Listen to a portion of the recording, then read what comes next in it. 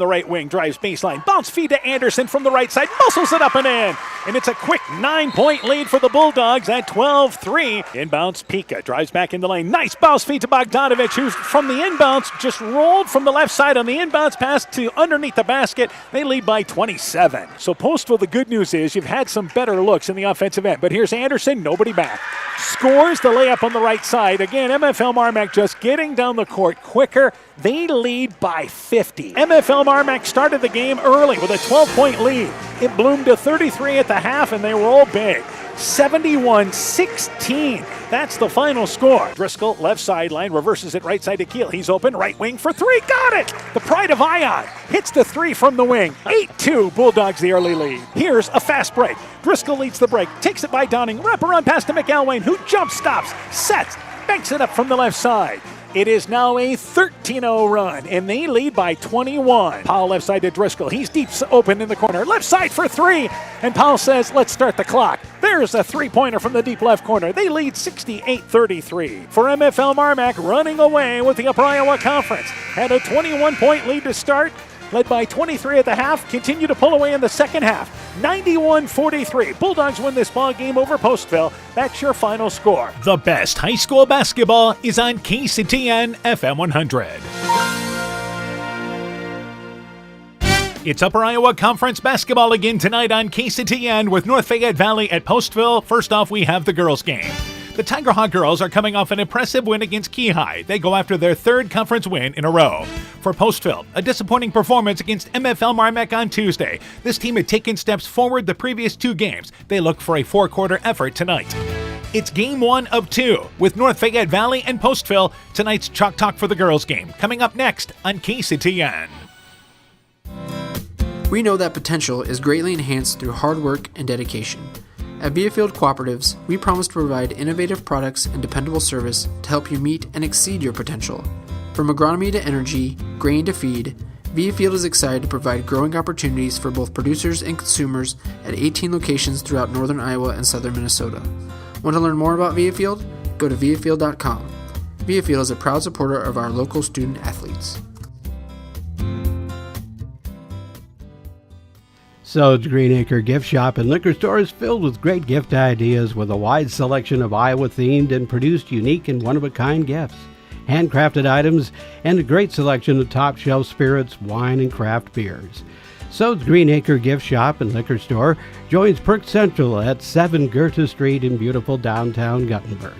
Find us on Facebook to find out more, because Sode's Green Acre in Guttenberg, Iowa is more than just a store. Join Freedom Bank in supporting our local students and their after-school activities. They are the building blocks to a brighter future for everyone.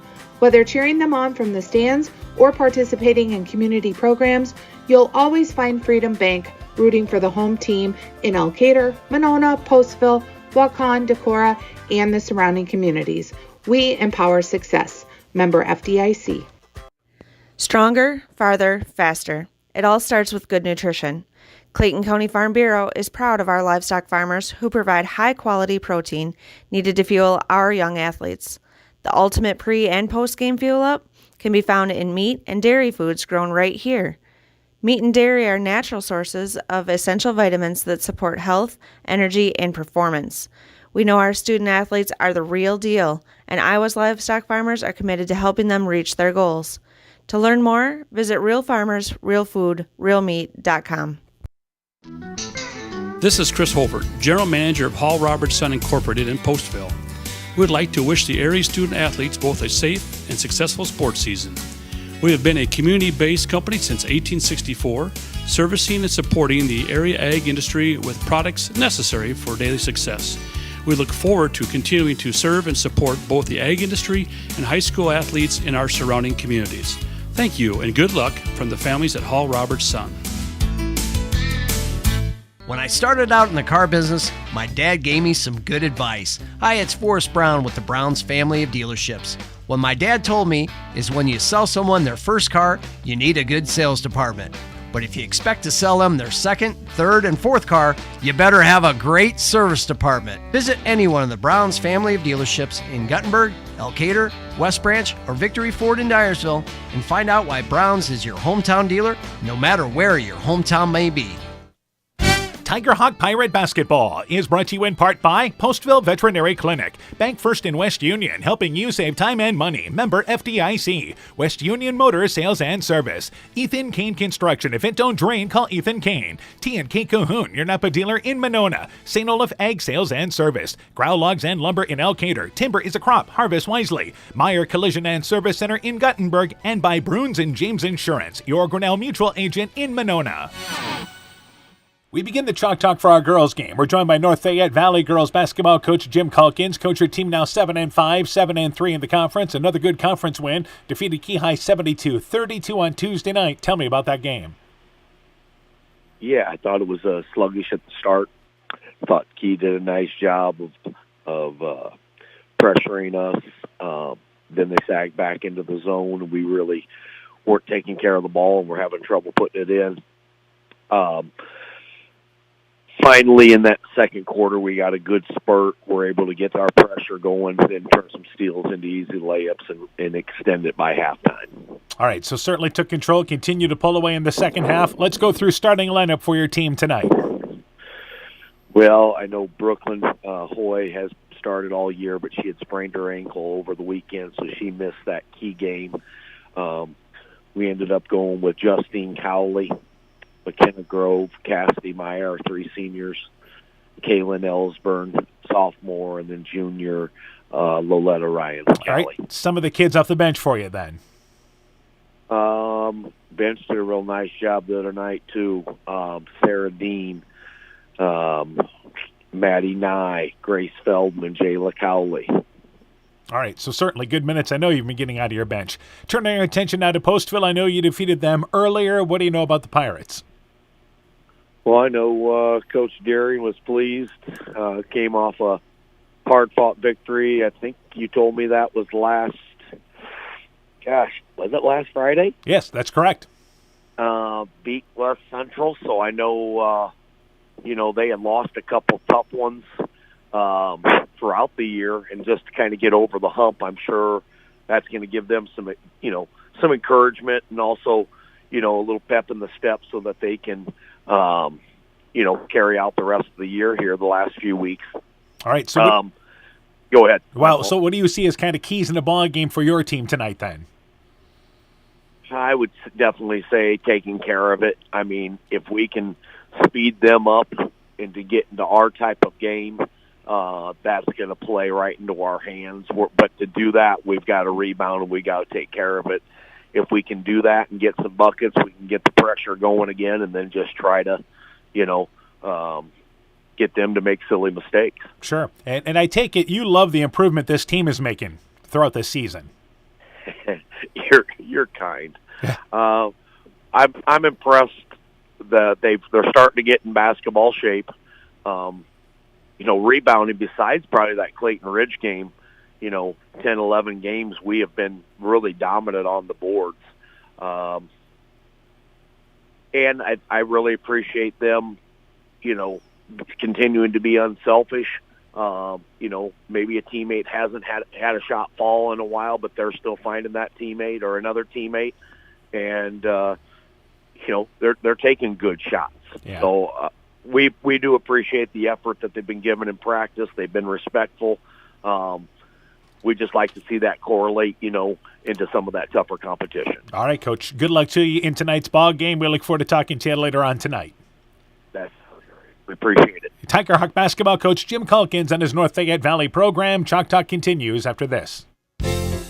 The Woodland Eye Clinic in Elkader and West Union are proud sponsors of high school sports. We are committed to bringing our patients the highest level of total eye care with detailed one-on-one attention. Our offices offer the newest technology and equipment with a professional team of experienced staff that is committed to you. Call us today for your next total eye care appointment. The Woodland Eye Clinic in Elkader and West Union supports all of our local athletes taking the field or court this season. Find the perfect gift for birthdays, weddings, and anniversaries at Clayton Drug in Elkader, Strawberry Point, and Sumner. Each store is unique in its own character and design, but all have gift items that would be the perfect gift. Clayton Drug is proud to carry many name brand lines such as Mud Pie, Young Living Oils, Greenleaf Candles, Melissa and Doug Educational Toys and Gifts, CJ Gibson, and many more. Check our Facebook page for shopping specials available at each location. Clayton Drug, connecting the communities of Elkader, Strawberry Point, and Sumner to service all in between. At Top Gun Collision Center, we know that cars are complicated, but all they don't do is cook dinner and do your dishes. At Top Gun, we strive to keep up with all the complexities of new vehicles. We have all the scan tools and certified technicians to guarantee the repair is done right. Not only will it look like new and perform like new, ask Bob about his community and veteran discount programs. Whether it's a 30-point buck or just your neighbor's cat, you'll save money at Top Gun. If it's that 30-point buck, you may get your whole deductible paid. Call Top Gun for details and schedule your repairs today. 563-964-9899. That's 563-964-9899. Hey sports fans, take a time out and call Garms Financial Services. Their team of agents can show you how to save money on all your insurance needs with Grinnell Mutual. Whether you need auto, home, farm, crop, or business insurance, Garms Financial Services has you covered. You'll also receive quality protection, expert advice, and local friendly service. Call Brian Bugenhagen, Cheryl Wagner, Emily Bazin, or Kayla Olson today for a free competitive quote. Garms Financial Services in Elkader, your trusted choice agency. This is Michael Erickson at Central State Bank. We provide a complete line of lending services to help you get the best out of life. From home mortgages and equity loans to vehicle and personal loans, we have expert lending professionals who will work with you to provide options to address your needs. At Central State Bank, you don't deal with a branch or department, you deal with a banker who is dedicated to you. Central State Bank, member FDIC. The Veterans Memorial Hospital Medical Clinic is a welcome addition to Northeast Iowa, offering extended hours for more accessible care. The clinic remains open over the lunch hour and offers early Monday morning and later Thursday evening appointments for your convenience. Call 568-5530 to schedule your appointment today. Veterans Memorial Hospital Medical Clinic. New clinic, more accessible care. Exceptional caring people. Veterans Memorial. Tiger Hawk Pirate Basketball is brought to you in part by Elgin State Bank of Elgin and Wadena, member FDIC, Gunderson Palmer Lutheran Hospital and Clinics, LTI & Sons Water Conditioning, your Connecticut dealer in Postville, Rise and Shine Nutrition on West Bridge Street in Elkader, Furniture Showcase and All Wine, Lighting Showroom, Flooring, Furniture, and Window Treatments, Car Auto Group, online at karautogroup.com, and Rivals Inc., custom gear, screen printing, embroidery, and online shopping at rivalsinc.com. We continue the Chalk Talk for our girls game. We're joined by Postville girls basketball coach Andy Deering. Coach, her team dropping that decision to MFL Marmac on Tuesday night. I know you played Monday night, turnaround loss there on Tuesday night. Tell me about that game. Yeah, in that game, I feel like the girls just came out flat, and they just were. It's starting to wear on them. They were getting a little bit fatigued in the legs, I believe, and just mentally overall, they were getting tired of playing. And obviously it showed in the game. We definitely did not play our best game against them, and kudos to them. They had a very good game. They were on everything, firing all cylinders, and we just couldn't keep up, and we couldn't get anything rolling in our favor. All right. So it was a game that I'd like to not look back at, but also it's something we can learn from. Absolutely there, and I think you expect your team to respond tonight. Let's go through starting a lineup for your team. So for tonight, we're going to start with Sierra Mose, Emily Timp, Harley Miller, Melanie Mejia, and Claire Martin. And some of the kids off the bench for you then. Delia Acevedo will come off the bench, along with Ava Vargas and Nora Malcolm and Hannah Nielsen. All right, turning our attention to North Fayette Valley. I know you dropped a decision to them earlier. What do you know about the Tiger Hawks? Yeah, the North Fayette, they're a solid team, and they always work hard. Coach Calkins has them really working hard for them, and that's something that we got to be prepared for. Over at their place, we didn't play very good. We again kind of settled into a rut of not wanting to get back, and they were pushing the ball. So we know we got to do a better job of that, and be getting back on defense and ready to rebound the ball. So and I know they're gonna pressure us. A lot of teams are, because we don't handle the pressure very good. So that's something we worked on the last few days and talked about. So What do you see as some of the other keys in the ball game for your team then? For us, we really do have to get back on defense. We can't allow them to, go coast to coast and have a layup every time. So we got to really get back on defense, stop the ball. We have to limit their second chances by rebounding the ball and giving them only one chance to score.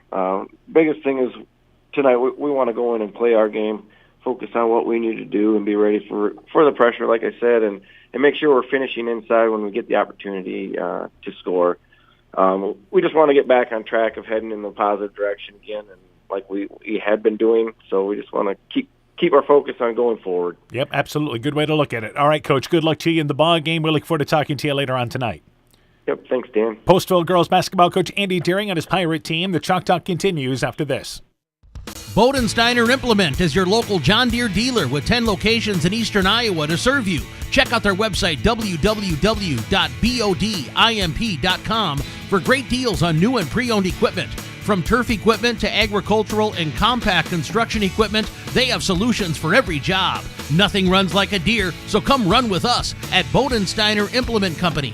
Bodensteiner Implement is a proud sponsor of all high school sporting events, and we wish all our local athletes great success. Hi, this is Cody from Torkelson Motors in Elgin and Walk-On. At Torkelson Motors, we believe that student involvement in activities is a great way to help grow our communities, and we are proud to help sponsor this game for your enjoyment. We've been serving Northeast Iowa since 1926 and appreciate the business that our customers have given us and the support they provide to our area schools and communities. So the next time you are in need of a new or used vehicle or a repair, stop into Torkelson Motors. We've been selling cars the old-fashioned way with a friendly smile and a handshake right here next door in Elgin and Walk-On.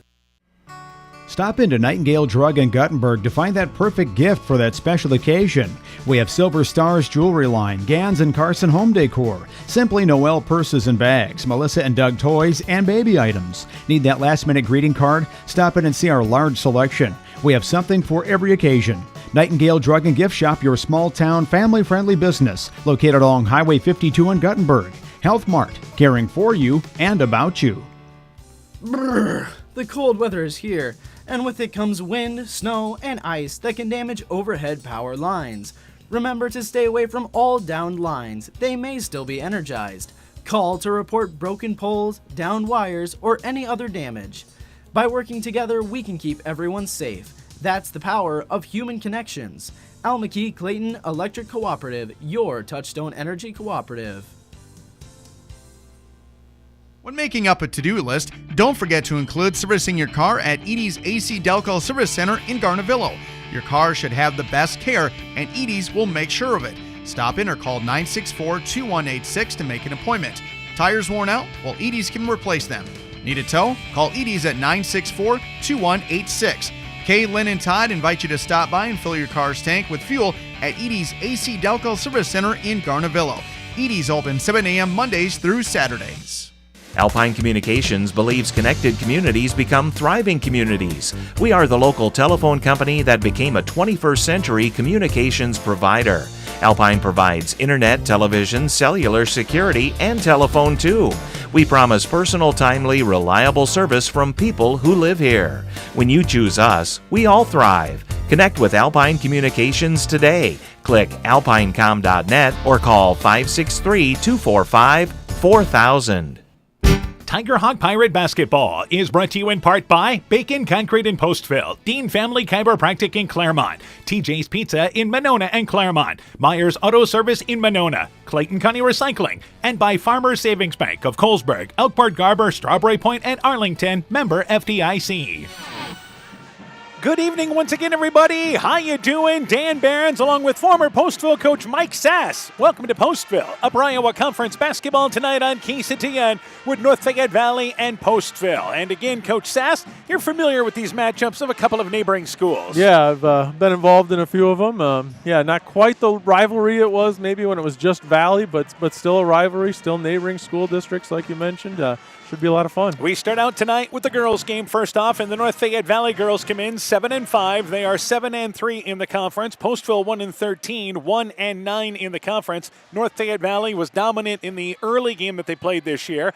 Let's talk about this matchup. First off, starting with the North Fayette Valley girls trying to stay in that league leaderboard. Yeah, important game for them. You look at the stats and things. It's one they should win. I think they've been playing pretty well. The last time I saw them, they played a really nice game against conference-leading Elkader Central, and I think they just want to, like you said, keep their place in the standings. Yeah, there are 3 losses in the conference. 2 of them are to Turkey Valley, 1 to Central. They play Central again. They also have MFL Marmac twice coming up here, so they want to try to settle in if they can in that 2 or 3 spot in the Upper Iowa Conference with the Central girls in the lead in the conference. Postville girls, I think you were taking some steps forward. You won a game Friday night, competitive Monday night, and I think you heard from Coach Deering there. Tuesday night was a step back. Yeah, that can happen. You get some success and you start feeling a little maybe too good about yourself sometimes. So Coach Deering, I'm sure, brought him back down a little and said, hey, we need to keep working. We need to keep our focus and play hard like they do most of the time. Right, and I think that's when he looks at this ball game tonight, that's all he cares about. Let's have a 4-quarter effort here on both ends of the court. Let's not give up easy layups here. Yes, turnovers are going to be a problem from time to time. We get that, but let's do the things that we can control. Absolutely. Their effort is the biggest thing, and I just knowing Coach Deering like I do, that's the one thing that, when the girls don't play with that, that's when he's going to be upset. If they play hard and make mistakes, so be it, as long as they're giving that effort and playing hard. All right, let's talk about some of the leaders for North Fayette Valley. Cassidy Meyer having a great season, averaging nearly a double-double, 10.8 points, 9.7 rebounds a game. They'll be without Brooklyn Hoy tonight, their starting center, who averages 6.5 points, 8.5 rebounds. But this is a balanced scoring team with Justine Colley and McKenna Grove over 8 points each. Jayla Colley had 7 off the bench. Yeah, really balanced, which is nice when you're a coach to have that. I think Hoy, they might be missing her defense more than anything. She's an intimidating presence down low. Yeah, there. 6'2", junior, long wingspan. We saw the problem she created against Central in a ball game we did just a couple of weeks ago. For Postville offensively, Sarah Mose having certainly a very strong senior season, averaging over 11 points a ball game, nearly 12, averaging 9.4 rebounds a ball game. After that, it's been searching from scoring, and they hope to get it inside. Harley Miller and Claire Martins averaging at around 5 points a ball game. Yeah, they know what they're going to get from Sierra, and then it's always who's going to be those next few scores. If they can get a little bit from Emily Timp and Claire Martins and Harley Miller, they can then put some points on the board. It's safe to say that in a ball game like this, if Postville is to stay in this ball game, we've got to play it in the 30s. To maybe about 40. They beat West Central 40-39. I think that's the max right there. Right, yeah, I think you're right there. They want the pace a little bit slower.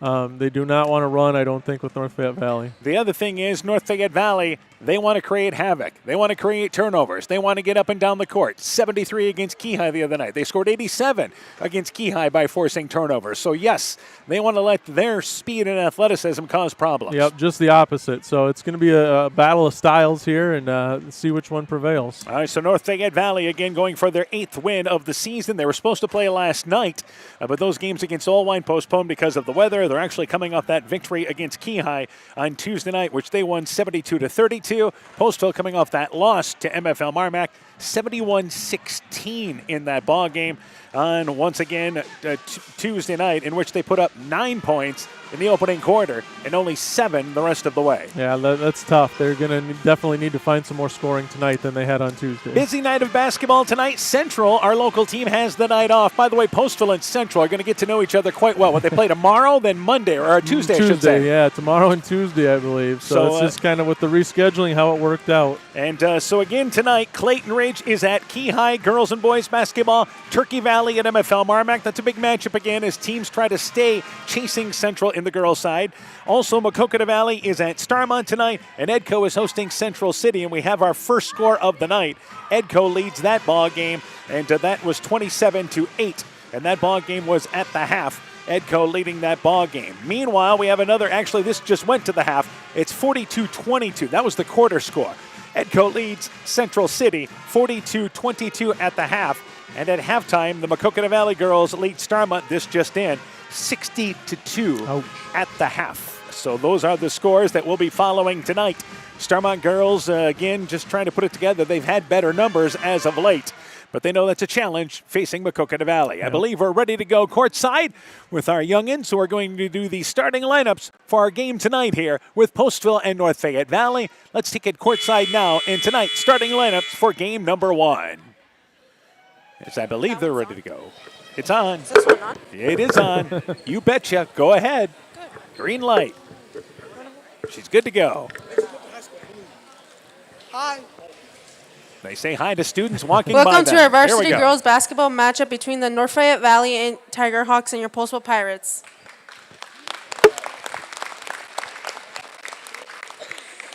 Good sportsmanship is valued by the Postville Community Schools in the Upper Iowa Conference. We are pleased you chose to support your team this evening. Please do so by refraining from negative actions or comments directed at athletes, coaches, fans, and officials. Be a good sport for your school and community. Officials for tonight are John Uhall, Mark Sliceman, and Jean Glave.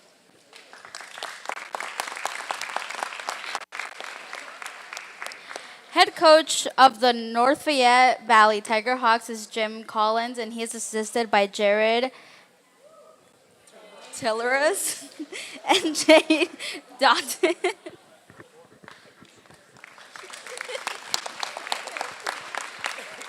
The Pirates head coach is Andy Deering, and he is assisted by Kim Cleve. Starting for your Tiger Hawks tonight is number 2, Caitlin Ellsburn. Number 3, Justine Cowley. Number 4, McKenna Grove. Number 12, Loletta Ryan. Number 33, Cassidy Meyer. Starting for your Pirates, number 4, Emily Timp. Number 11, Sierra Mose. Number 21, Harley Miller. Number 25, Melanie Mejia. And number 35, Claire Martins. There you have it, starting lineups. Opening action coming up from Postville with North Fayette Valley and Postville next on KCTN. Hey, Justin Birdnow here from Birdnow Chevrolet in Monona. I want to take a moment to wish all the local athletes good luck during their game. You have worked incredibly hard and it shows during each game. Myself and the entire Birdnow Chevrolet Monona team is wishing you all that you do your best and good luck. Mom, yeah, put that on my to-do list. There is more and more on my to-do list every day. I can hardly keep up, and I have to make sure everyone is paid. But who has time for the bills? You know who can help with that? Who? Elkader Tax and Bookkeeping.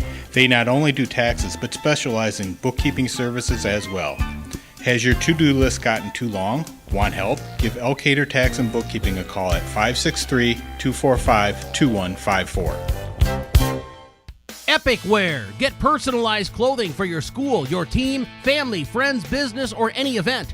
Epic Wear has a huge range of customizable apparel, trophies, and awards, and they offer free design help or design your own apparel at getepicwear.com. And you can even set up a free web store for your fundraiser. Make sure to check out the selection of Bulldog Spirit Wear and Iowa-themed items at the Monona location. Epic Wear, located in downtown Monona and Waukon. Call 563-539-2300 to place your order today. Tiger Hawk Pirate Basketball is brought to you in part by RGK Portable Building, serving Northeast Iowa and Southwest Wisconsin. Norby's Farm Fleet in Northeast Iowa. Guttenberg Municipal Hospital and Clinic. Check out career opportunities at guttenberghospital.org. Fisk Farm and Home in Monona, Cresco, and Decorah. The Lowena Savings Bank, member FDIC. Culligan Water Conditioning in Elkader, and by Thompson Construction and Monona Overhead Door. This is KCTN, Garnavillo, Elkader, Iowa.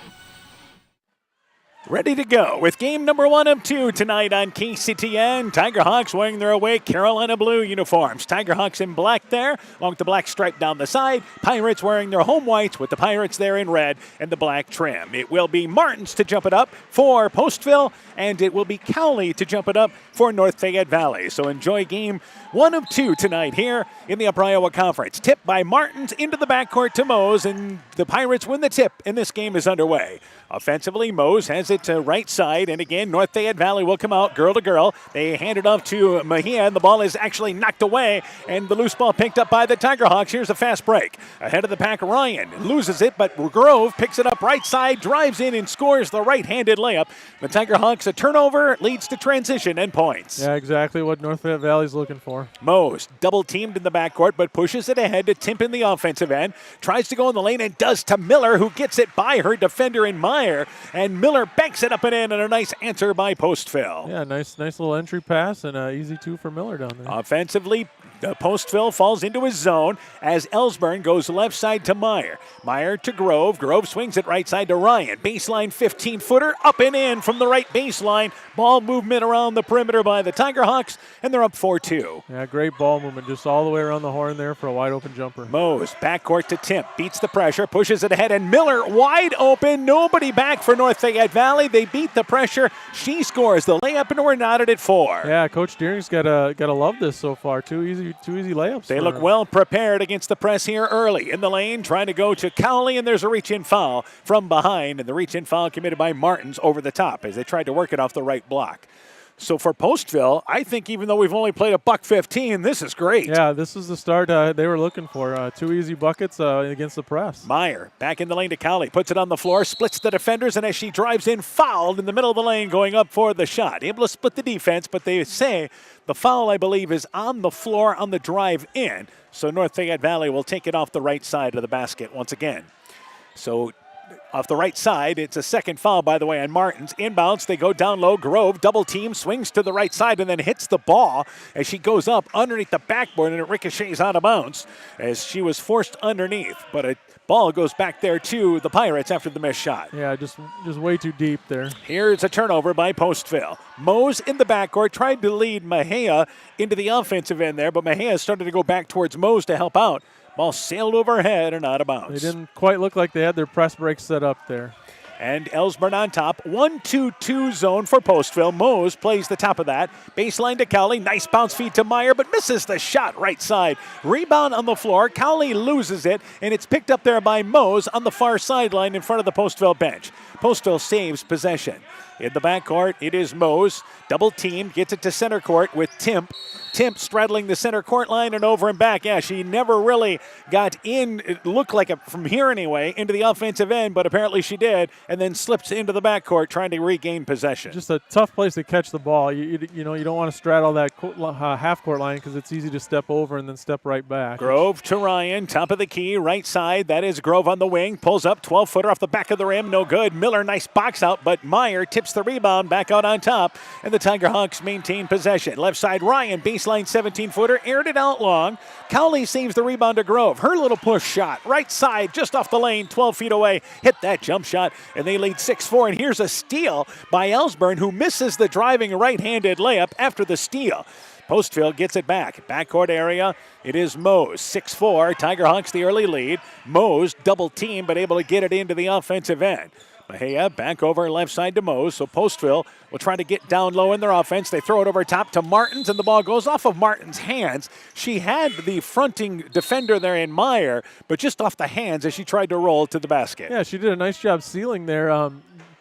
If you're Mose, you probably want to dribble down a little bit, get just a little bit better passing angle on that. Substitution, the first of the night for Postville, is number 20 coming in, and that is Delia Acevedo into the ball game. Did I have that first name right? Delia and then Delia. Acevedo. So right side it is Ellsburn. Ellsburn on the right wing and goes along the wing to Ryan. 3 minutes in, Tigerhawks lead by 2. Ryan between the leg dribble, right side, brings it baseline, wraparound pass, left side to Cowley on the wing, 12-footer, left side, it is no good, and a nice seal out there by Timp, and Mejia got the rebound. Back in the offensive end is Mose. Quickly in the offensive end. Stops. Fires up a three left wing. Airs it out. Mejia, the offensive rebound, but misses the putback. It went straight up. Acevedo, the rebound. Her try from the left side. Leaves it short. Pirates, a couple of opportunities, but they come up empty. Yeah, did a nice job on the offensive boards there. Ellsburn, right side to Ryan. Back to Grove. In and out of her hands. North Fayette Valley turns it over. And Mose has a fast break opportunity. Drives in, but misses the left-handed layup. Good form, but Ellsburn forced her a little farther away, and the layup no good. But here's Cowley ahead of the pack. She misses the shot as she tumbles to the court, run into by Miller. She went up right side. Shot no good, but fouled on the drive. And Justine Cowley to the free throw line for two. Yeah, like you said, Mose did a nice job, but just that little pressure can really, really bother you. I think the pace right now is at North Fayette Valley's liking. It's really up and down. Absolutely. Cowley, by the way, they say was fouled going up on that shot, which she was, and she'll go to the free throw line for two. So 3 fouls committed on Postville, none for North Fayette Valley here as we approach halfway through the first quarter. Free throw by Justine Cowley. It is good. Tiger Hawks will make their first substitutions of the night. Sarah Dean, a 5'8 sophomore, checks in. Ryan checks out along with Grove. Also coming in is number 22, and it will be Jayla Cowley, who is another sophomore at 5'8".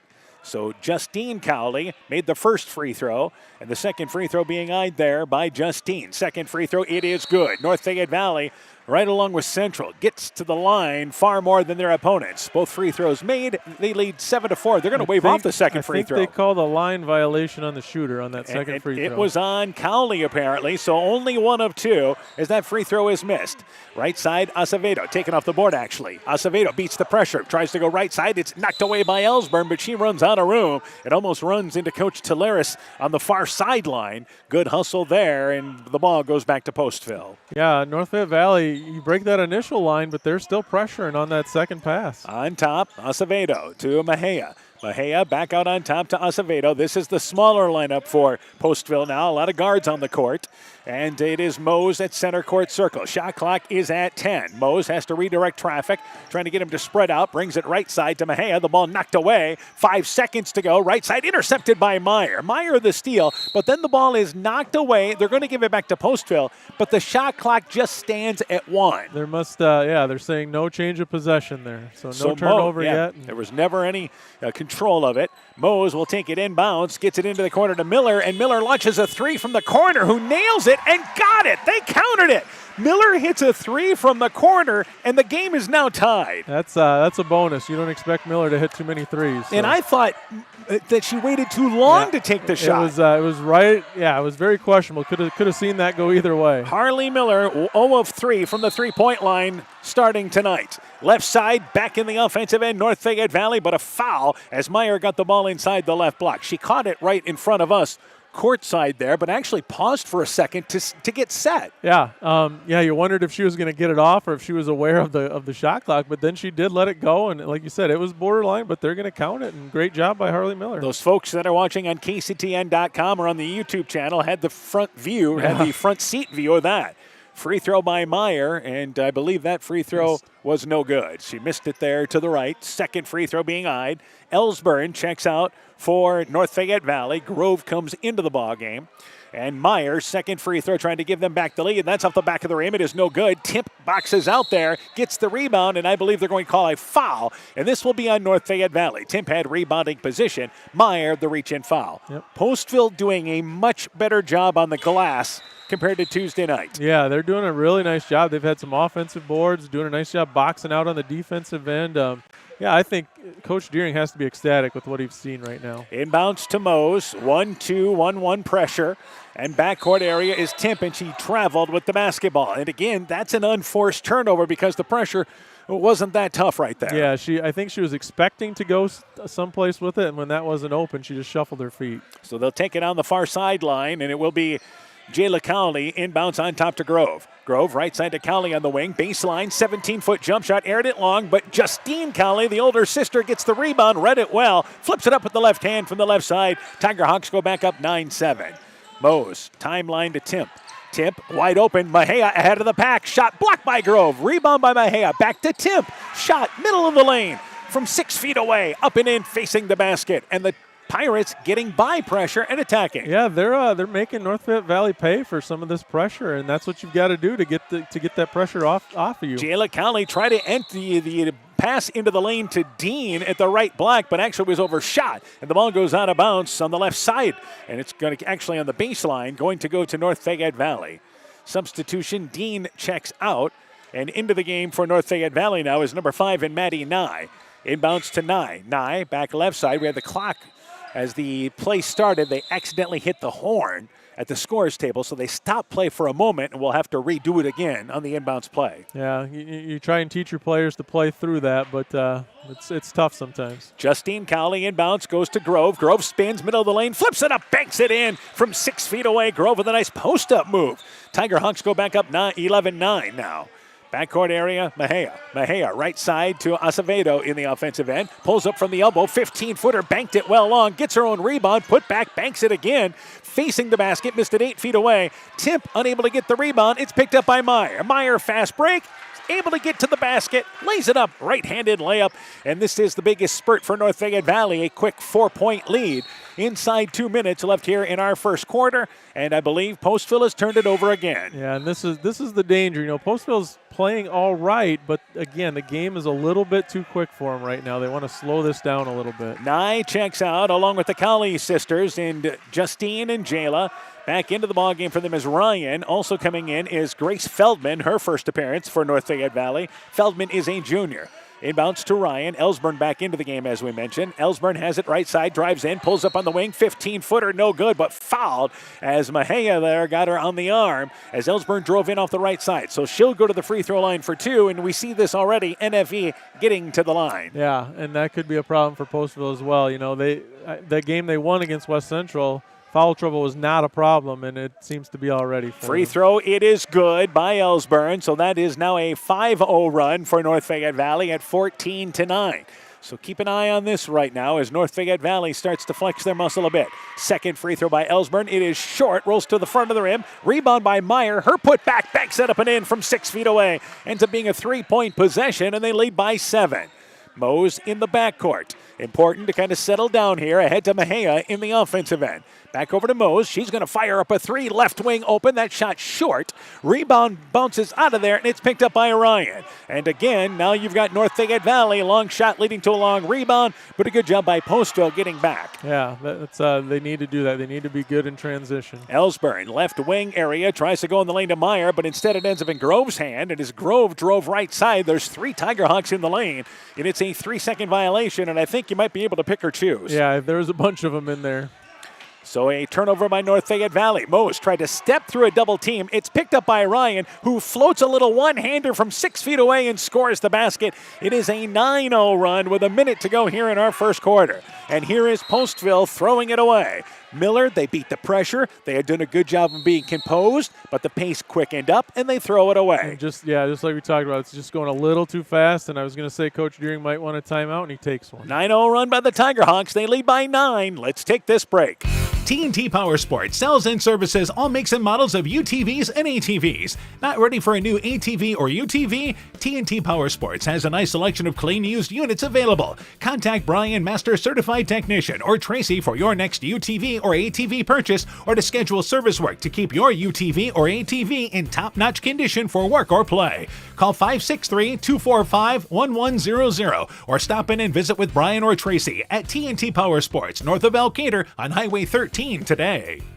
Wilkie's in Elkader is Iowa's oldest family-owned grocery store. You'll find Wilkie's 2 blocks south of the Keystone Bridge in historic downtown Elkader. Stop in and enroll for a Wilkie's reward card and receive points every time you shop. Then log on to their website at wilkiesgrocery.com to view the weekly specials, check out your reward points, make out a shopping list, and more. Wilkie's in Elkader, open Monday through Saturday from 8 a.m. till 8 p.m. So North Fayette Valley on a 9-0 run. They lead by 9. Postville's first timeout after the turnover. Ryan in the offensive end. This is again North Fayette Valley starting to grab a hold. In the lane to Meyer. Backs her way down, goes to the left side, then tried to wrap it. She does to Feldman on top. Ryan drives in. She's got a lane to the basket, but misses the driving right-handed layup. A lot of traffic there. Timp able to clear the rebound for Postville. 30 seconds left in our first quarter. Offensively, Mose. They beat the pressure. Again, if you're Postville, calm down here. Be composed offensively. Acevedo, lane to the basket. Shot blocked by Ryan, who recovered there. Blocked it out of bounds. Stays down here with Postville.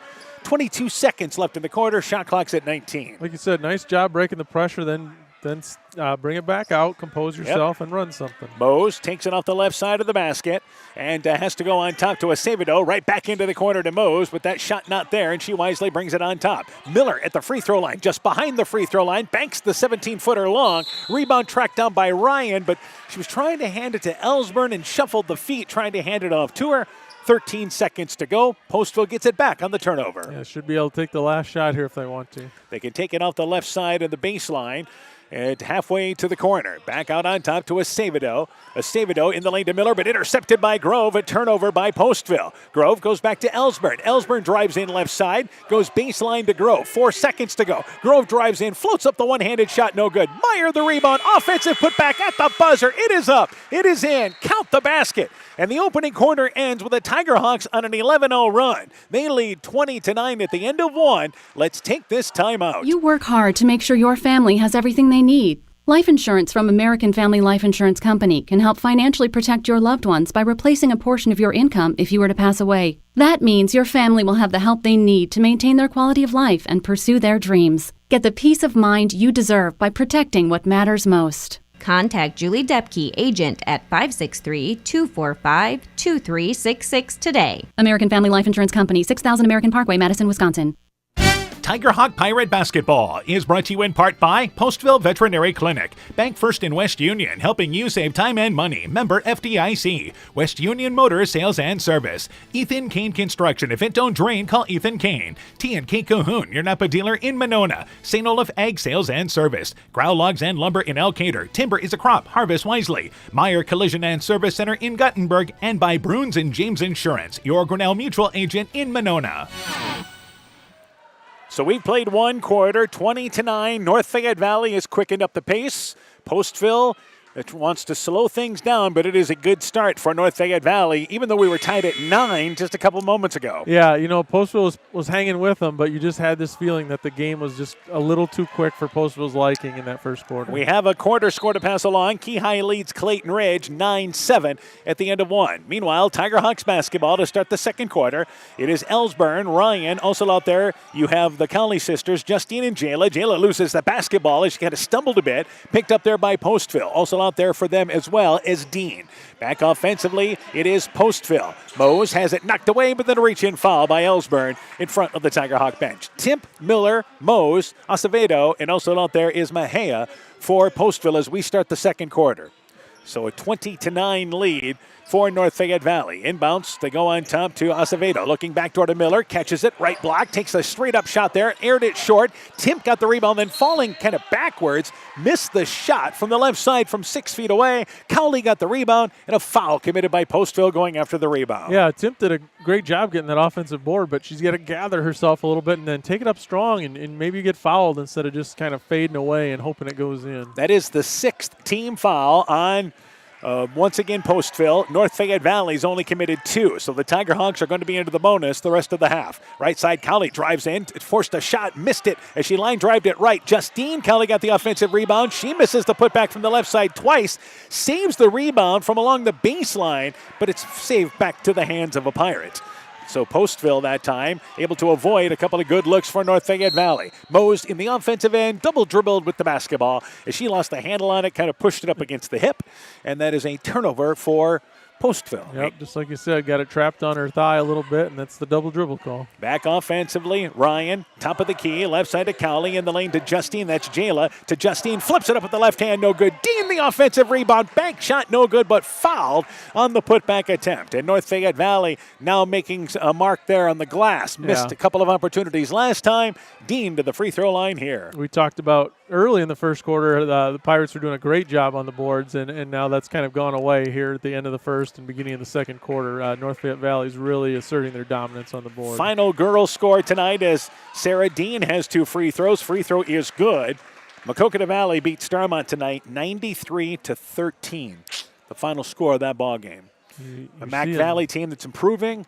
Starmont team that knew they faced a major challenge tonight. You've seen some really tough scores out of that conference, depending on the matchups. You know, even the other night, all of our girls' scores were lopsided. Yeah. Dean's second free throw, high arcing free throw. It is good. 22-9, so a 13-0 run right now for North Fayette Valley. Mose deflected away by Ellsburn, goes out of bounds near side at center court, and that's where Postville takes it over. So if you're Postville here, you've got North Fayette Valley making one of those runs.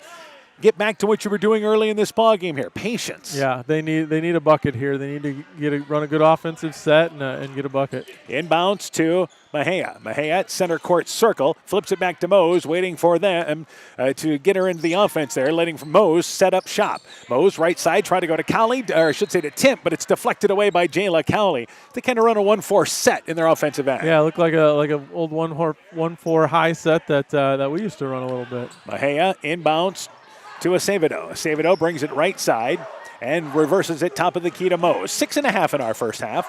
Mose has it right side. Has a lane to the basket, but cut off there. Has to go back on top to Acevedo, and she traveled with the basketball. Shot clock got down to 8 there, but Postville doesn't get a shot off that trip down the court. Yeah, just got a little, Acevedo just got a little quick and shuffled the feet there and got called for the traveling. Ellsburn, right side to Jayla Cowley.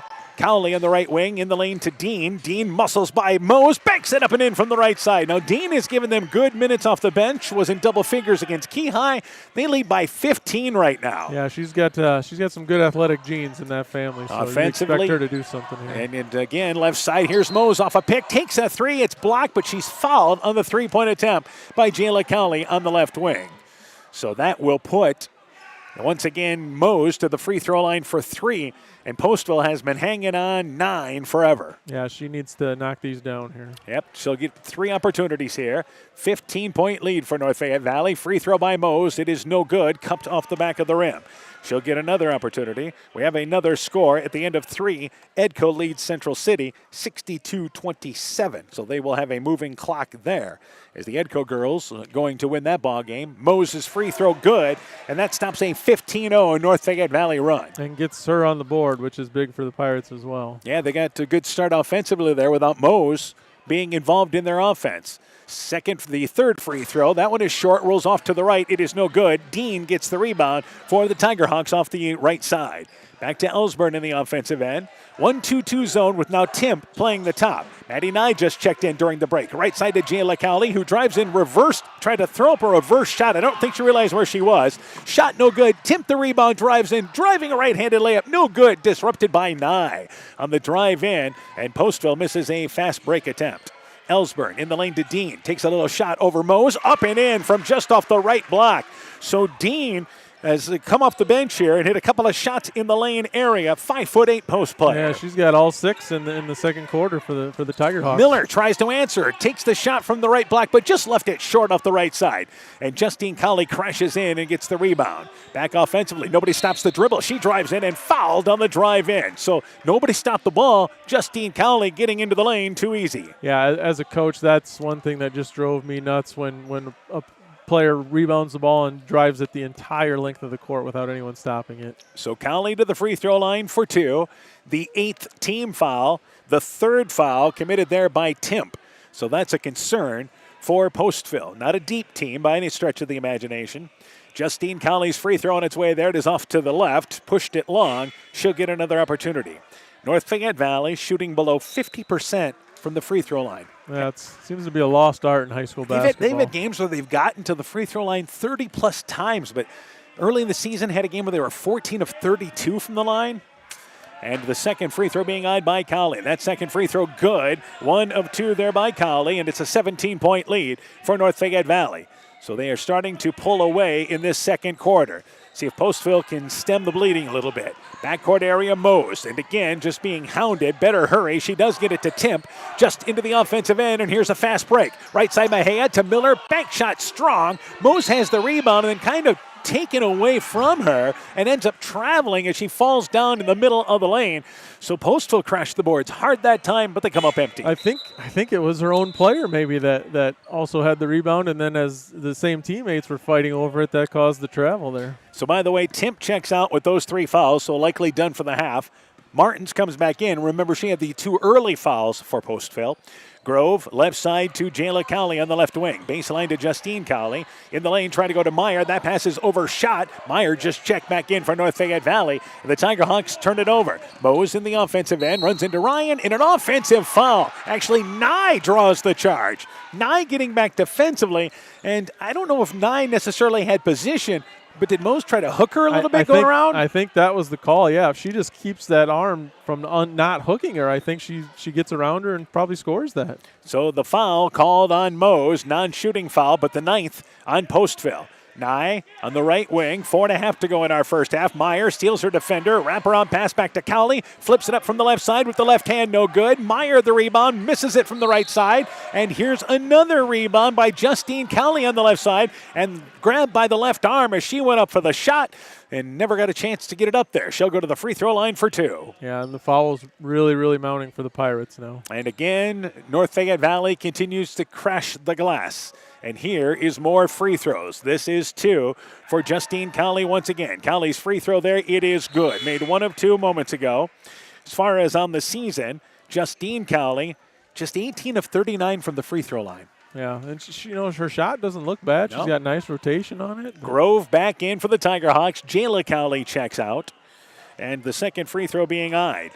Free throw on its way there, and Cowley, that one short, rolled to the left. It is no good. So 1 of 2, and they'll take that as Mose gets the rebound for Postville. 18-point lead, right side, and there is a foul, and this is on Meyer. Meyer kind of leading that press, and is called for a reach-in foul as Mose pushed it into the offensive end. And they'll take it at center court, and it will be Acevedo taking it out of bounds. And now North Fayette Valley wants a timeout. 18-point lead for the Tiger Hawks, grabbing control. Let's take this break. Broadband is more important and versatile than ever, and you no longer need a home phone to utilize Neat's fiber broadband service. Freedom plans are now available to all subscribers on Neat's fiber network in and around Farmersburg, Luena, Monona, Postville, and St. Olaf. With speeds up to 250 meg, Neat's managed Wi-Fi is also included at no additional cost. Call today for more information on Neat's new Freedom plans and enjoy reliable, super-fast broadband internet service from Neat. Call us at 539-2122 today to discuss which Freedom plan is best for you. Neat, connecting you now. So 28-10, North Fayette Valley uses their first timeout. Grace Feldman has checked in. Justine Cowley is going to check out of the ball game. That's the substitutions, but Dean has checked in also as well during that timeout. As also coming out of the ball game for them, I believe, was Ellsburn. So an 18-point lead halfway through the second quarter. Backcourt area, it is Mose. Mose right side to Acevedo. Acevedo on the right wing. North Fayette Valley now 1-3-1, it appears. So working on something. Miller drives in, floats up the shot, but an offensive foul. She drove in right side, and Grove set along the baseline there and draws the second charge by the Tiger Hawks. Yeah, and that time I think she was set.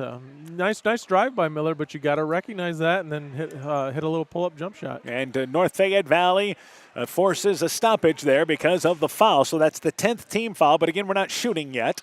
Because of it, that's an offensive foul. Nye, right side, baseline to Grove. Grove, and bounce pass wide open as Meyer misses the shot on the right block, gets her own rebound, moves to the left side and puts it up and in. Another offensive rebound, another basket. They lead by 20. Yeah, nice wraparound pass there by Grove, and then a good job by Meyer staying on the board. 3.5 left in our quarter. Postville has not scored a field goal in this quarter. Acevedo in the lane to Martins on the left block. Post-up shot, aired it out long. Rebound knocked away by Acevedo. You can give the ball back to North Fayette Valley. Good hustle by Acevedo, getting to the basketball, but just runs out of room. Yeah, there's one thing she does. It's hustle.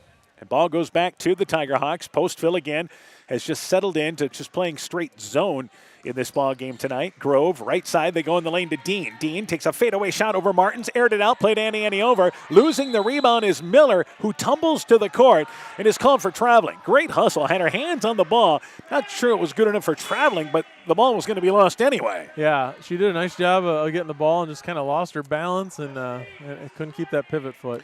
Grove checks out along with Nye and Meyer. Again, North Fayette Valley has played everybody tonight with the exception of Hoy, and she's injured, so she will not play tonight. But Ellsburn comes back into the ball game, as does Justine Cowley. She's open, deep left corner for three, and that shot actually went behind the backboard, so she kind of rushed that shot a bit, and it goes out of bounds. Ryan also came in for North Fayette Valley. And then, you can see that's not what North Fayette Valley wants in their offense.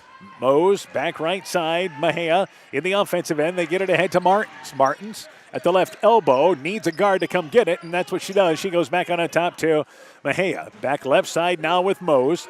Cowley, by the way, Justine Cowley plays the top of that 1-3-1. Acevedo has the pass knocked away. Loose ball picked up by Ryan. There's a steal. Turnover by Postville. Ryan drives in. Wraparound pass back to Ellsburn. Deflected back by Acevedo. But Ellsburn saves it back out on top. And North Fayette Valley maintains possession. Here's a nice feed. Ellsburn right side to Justine Cowley. It is up. It is in. Fouled. Count the basket. And the lead has now bloomed to 22. Yeah, nice find on that backdoor diagonal cut there. And it's now, again, Justine Cowley to the free throw line to try to make this now a 23-point lead.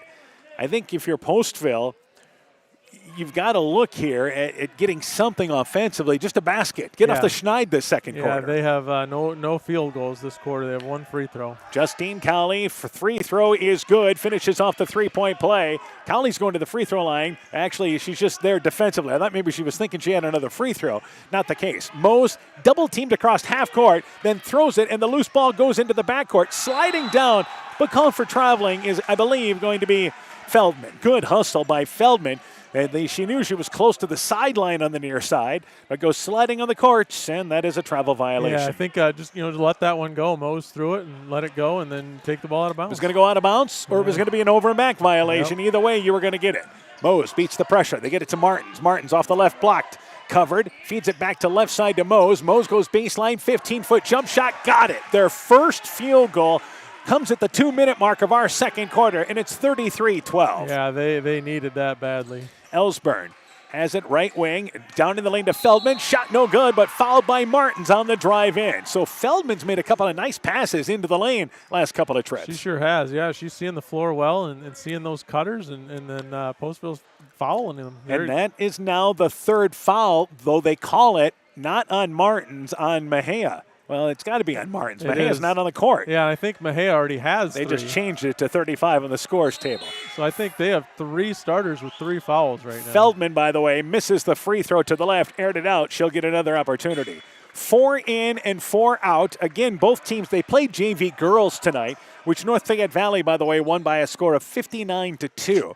So both teams tonight only have 4 girls available on their bench tonight. Yeah, and you start to really worry about fouls now if you're Postville. Second free throw by Feldman, pushed it long to the right. Jayla Cowley got the rebound. Her putback, it is no good, and here's another foul off the right side. Again, Jayla Cowley able to go from the left to the right to get that offensive rebound. Just out-quicked Harley Miller there. She just was quicker, plain and simple. You will get 2 free throws once again. So North Fayette Valley getting plenty of opportunities from the line this second quarter. Free throw there. It is off the back of the rim. It is no good, though they have missed their last few free throw attempts. And I think that's Harley Miller's third, so they have 4 starters with 3 fouls.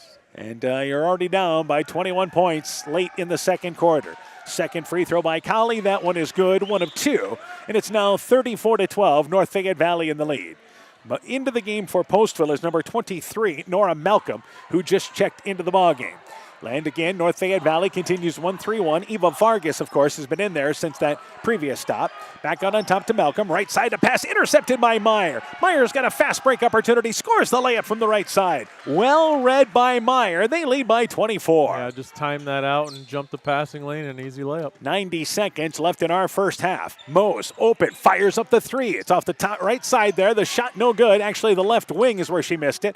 Grove gets the rebound, the high arcing rebound. Grove, bounce pass in the lane. Jayla Cowley loses it. Picked up by Miller. North Fayette Valley turns it over in transition. That pass was in a tough spot down at the feet. Yeah, it was a good look, but you got to deliver it a little bit better. Mose, right side Acevedo. Acevedo, back right side to Mose. From the wing, fires up the 3. Rattled in and out. No good from the right wing. That was a good inside-outside look.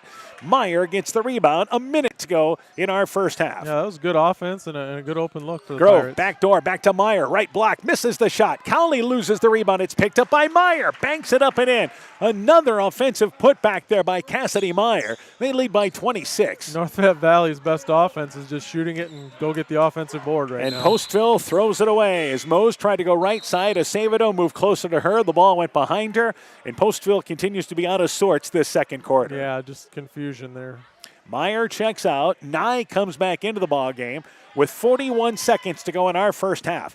At one point, it was 9-9. Yeah, yep. It's 38-12 right now. North Fayette Valley in the lead. Jayla Cowley, nice entry pass there from Grove. Top of the key to Cowley, who lays it in from the left side.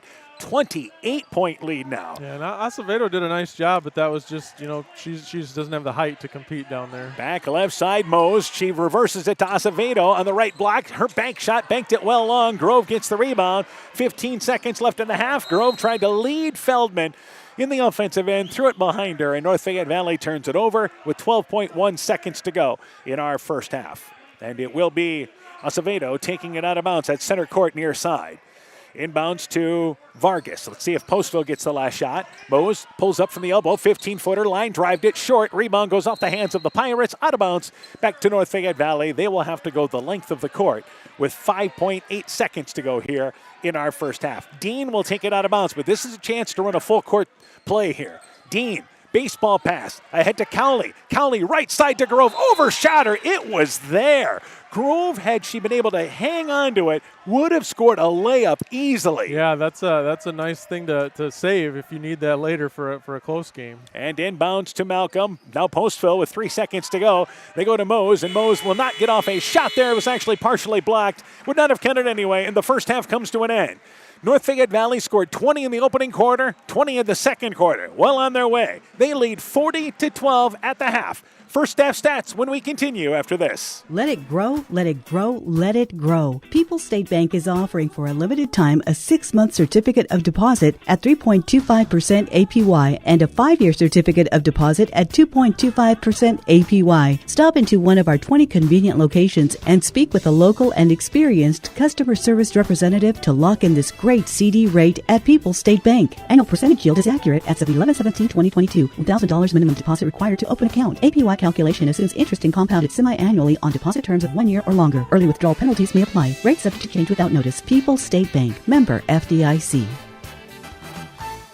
Winter high school sports season has begun.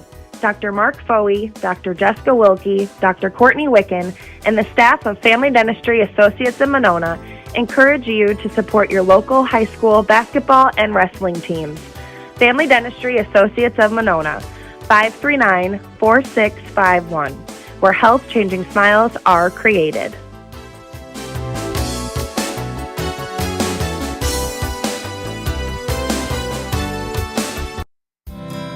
We know that potential is greatly enhanced through hard work and dedication. At Viafield Cooperatives, we promise to provide innovative products and dependable service to help you meet and exceed your potential. From agronomy to energy, grain to feed, Viafield is excited to provide growing opportunities for both producers and consumers at 18 locations throughout northern Iowa and southern Minnesota. Want to learn more about Viafield? Go to viafield.com. Viafield is a proud supporter of our local student athletes.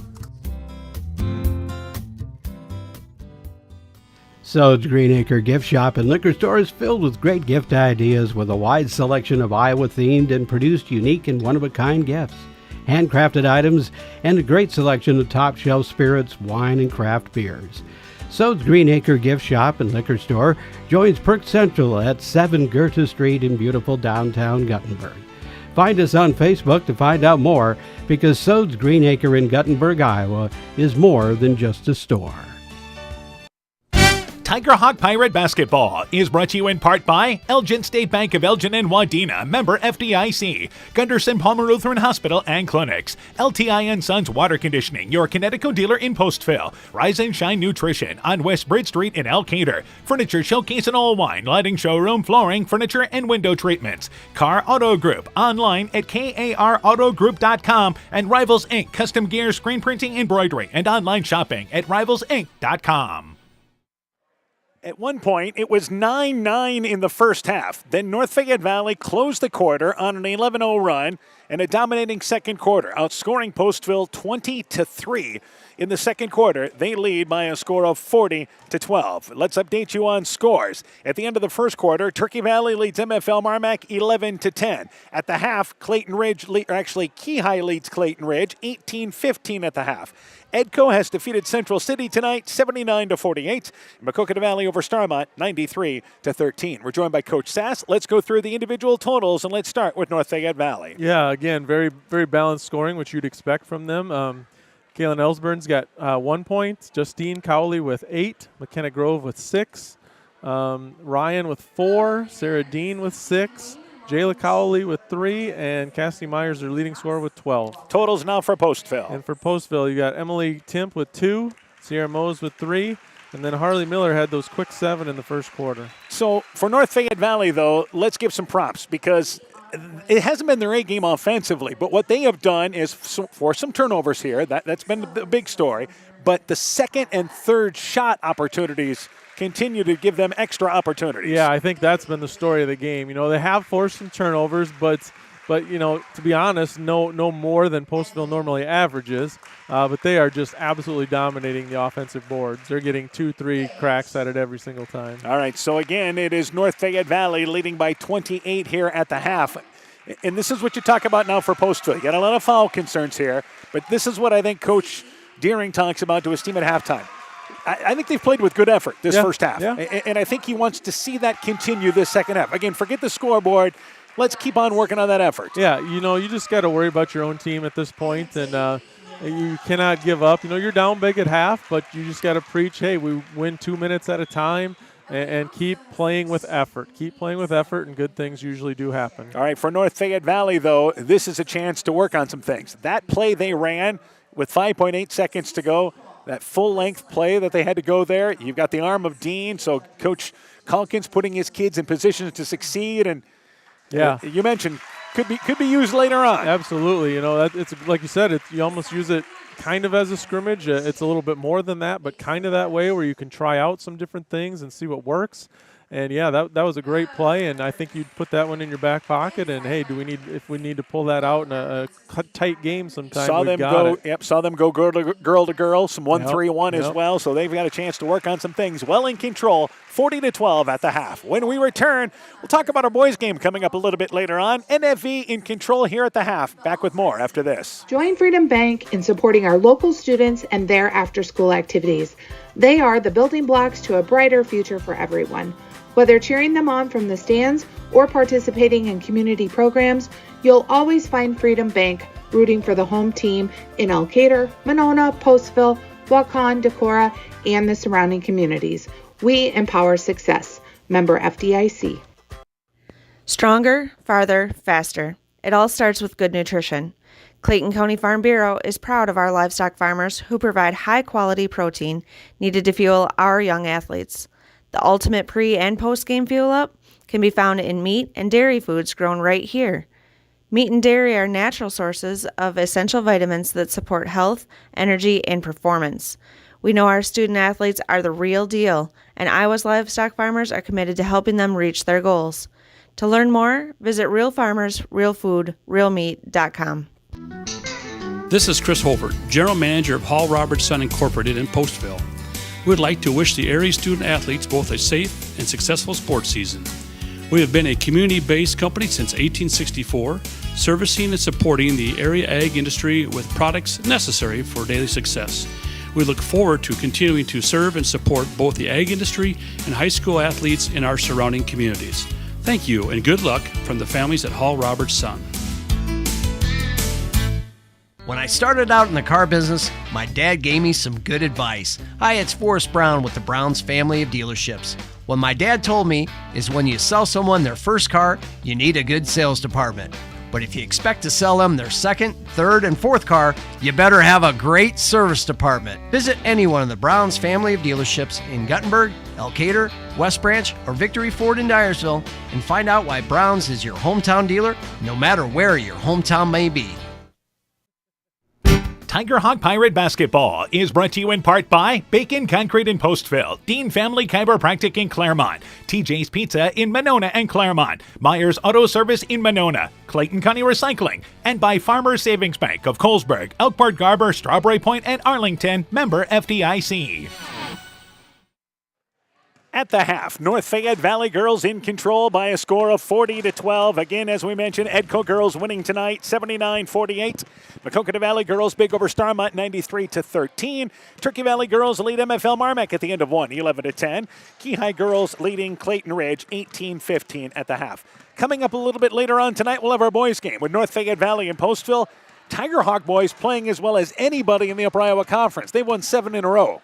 Yeah, I think they're finally healthy. They've been playing together now for a while with all their kids and starting to show for them.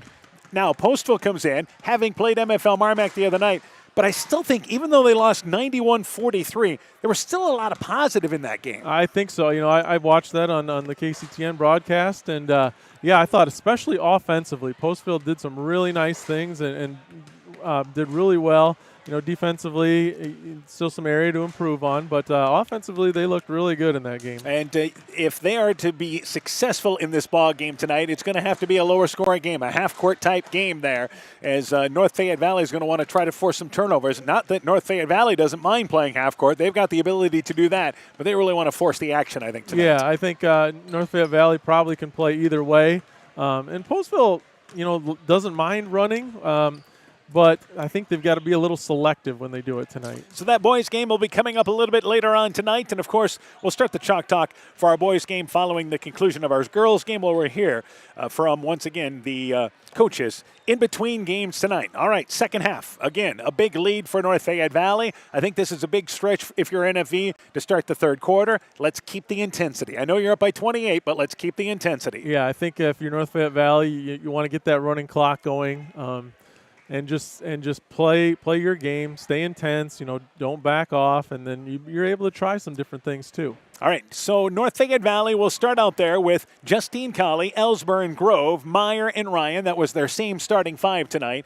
And again, they've got 4. Both these teams have 4 on the bench, and they have played. Just about everybody has seen the court in this ball game, and you figure they will here in this second half. For Postville, fouls are going to be the concern, but they've got 4 girls on their bench, and they may need every single one of them, as it will be Timp along with Mose. Mahia starts the second half along with Miller, as well as Martins. It is Postville's ball to start the second half.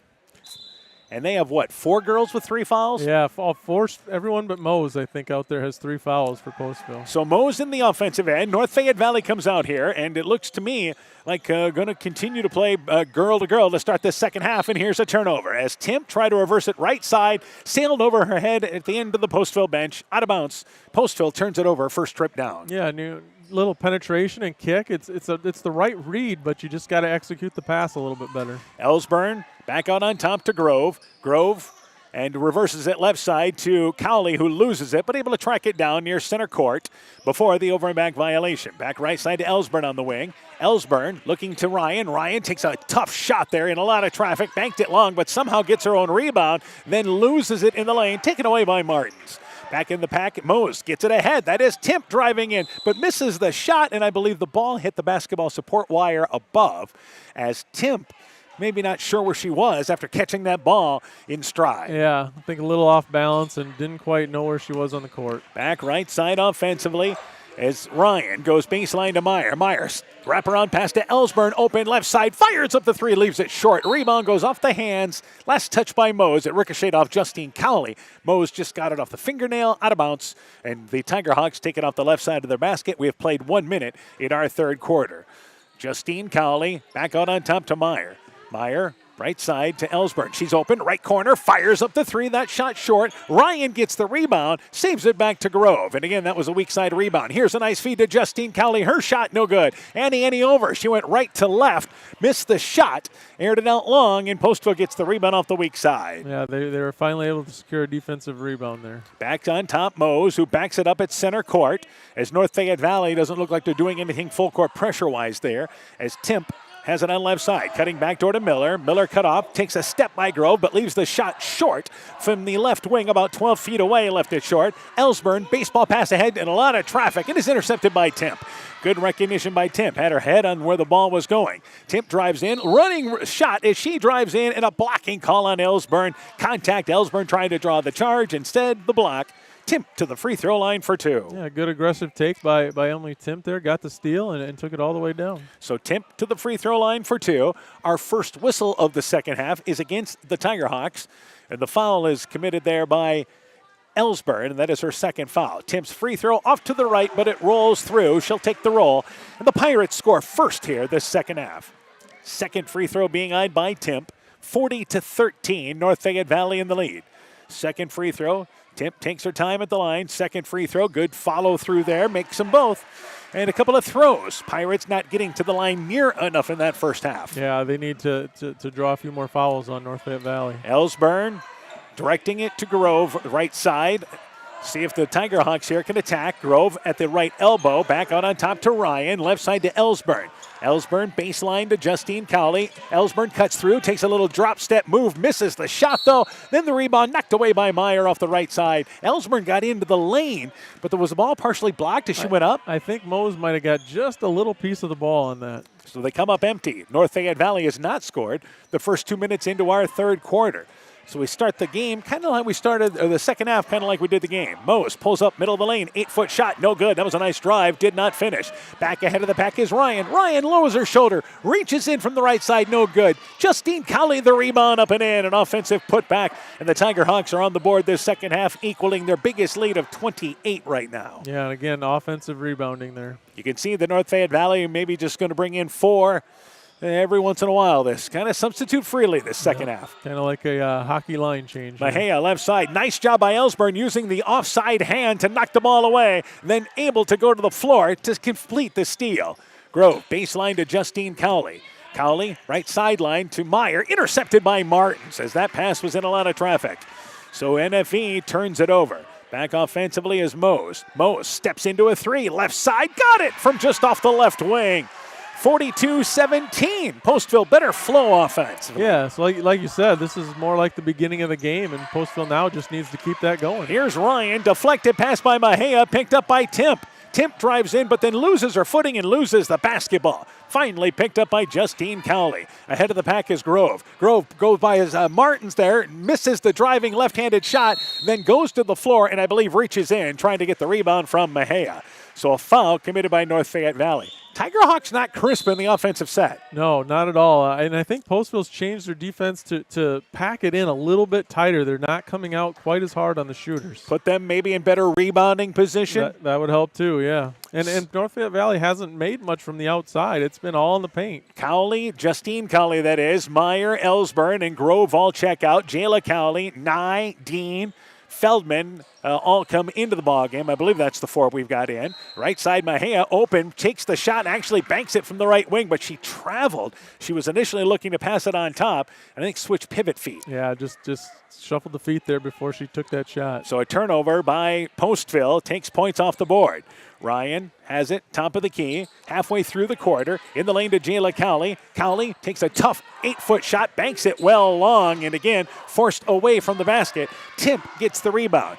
Part of North Fayette Valley's struggles this second half has to do with they're not getting offensive rebounds. Right, yeah, Postville doing a little bit better job there. Martins on the left block, banks the shot short. Good straight-up defense there. And here back in the offensive end is Jayla Cowley. Cowley drives in, stops, hands it on over to Nye. Nye takes a jump shot at the free throw line just off the elbow. Fouled as she went up for that shot. Maddie Nye to the free throw line for 2. Must have came finishing through on a slap down, puts Nye at the free throw line. Yeah, I think just got just a little piece of the arm there. So Maddie Nye to the free throw line. This is kind of the second unit in here for North Fayette Valley tonight. But this unit really picked things up in the second quarter. Nye's free throw, it is good. And it's 43-17. But our third quarter here has been pretty even for the most part. Yeah, Postville actually leading 5-3 in this quarter. Second free throw being eyed by Nye. Free throw on its way there. It is good. Makes them both. 44-17 is now our score. Temp will check out, and that will bring in Acevedo. By the way, Postville's only committed 1 foul. That last foul was on Temp. Her fourth. But yeah, over halfway through the third quarter and only one foul. That's a lot better discipline by the Pirates. Goes to Acevedo, baseline to Martins, back over right side to Mose. Mose at the free throw line takes a contested 15-footer, left it short, and the ball goes out of bounds there, and it will go to North Fayette Valley. So just not enough oomph on that shot. And I believe Martins may have gotten a hand on the short shot. And the ball goes back to North Fayette Valley. Yeah, nice little penetration, pull-up jumper, just wasn't able to convert it. Ryan, left side in the offensive end here. And they go into the corner, deep left corner. Ryan on the feed from Feldman. Back out on top, Nye off the left wing. And brings it in the lane to Jayla Cowley. Nice feed to Dean. Bank shot up and in from just off the block. Use that glass, girl. 46-17. Kids don't do that enough. No, she's got a nice little shot from 10 feet and in there. Back offensively. They try to go in the lane to Martins. Martins double team, then triple team. Feeds it on top to Mose. Mose tried to go right side to Mejia. The ball deflected out of there by Jayla Cowley. Of course, with North Fayette Valley with the big lead, they have been pressing, falling back into half-court defense, and that, I think, it's kind of slowed their pace a bit, obviously. Yep. This is a lot more comfortable pace for the Pirates. And it's a 1-3-1 half court, and Ryan steals it away. As Acevedo drove into trouble, Ryan drives in, scores the right-handed layup. Good decision and strong going to the basket there. Yeah. They lead by 31. Yeah, she looks smooth and strong on that layup attempt. Mose, top of the key, stops the dribble, reverses it left side to Acevedo. Acevedo back out on top, Mejia. Mejia to Mose. 2.5 left in our third quarter. 4 at the scores table for North Fayette Valley. Martins backs her way down. Actually, Miller played Annie over again from right to left, but Acevedo the rebound. Top of the key, here's Mose. Open right side for 3. Got it! Sierra Mose has hit a couple of threes this second half. Yeah, nice job by Acevedo to get that offensive board and then kicked it out and worked it around, and Mose was wide open. After scoring 12 points the entire first half, they've put up 8 in this third quarter. Back offensively, baseline Ryan, 15-footer off the front of the rim from the right baseline, but the rebound picked up by Nye. Nye drives right sideline, runs into Martins, loses the handle on it, goes back to Dean. Her shot banks around, circles around, and it banks out of there. No good, but Dean is fouled, and she'll go to the free throw line for 2. Yeah, just ricocheted right to her and found herself wide open.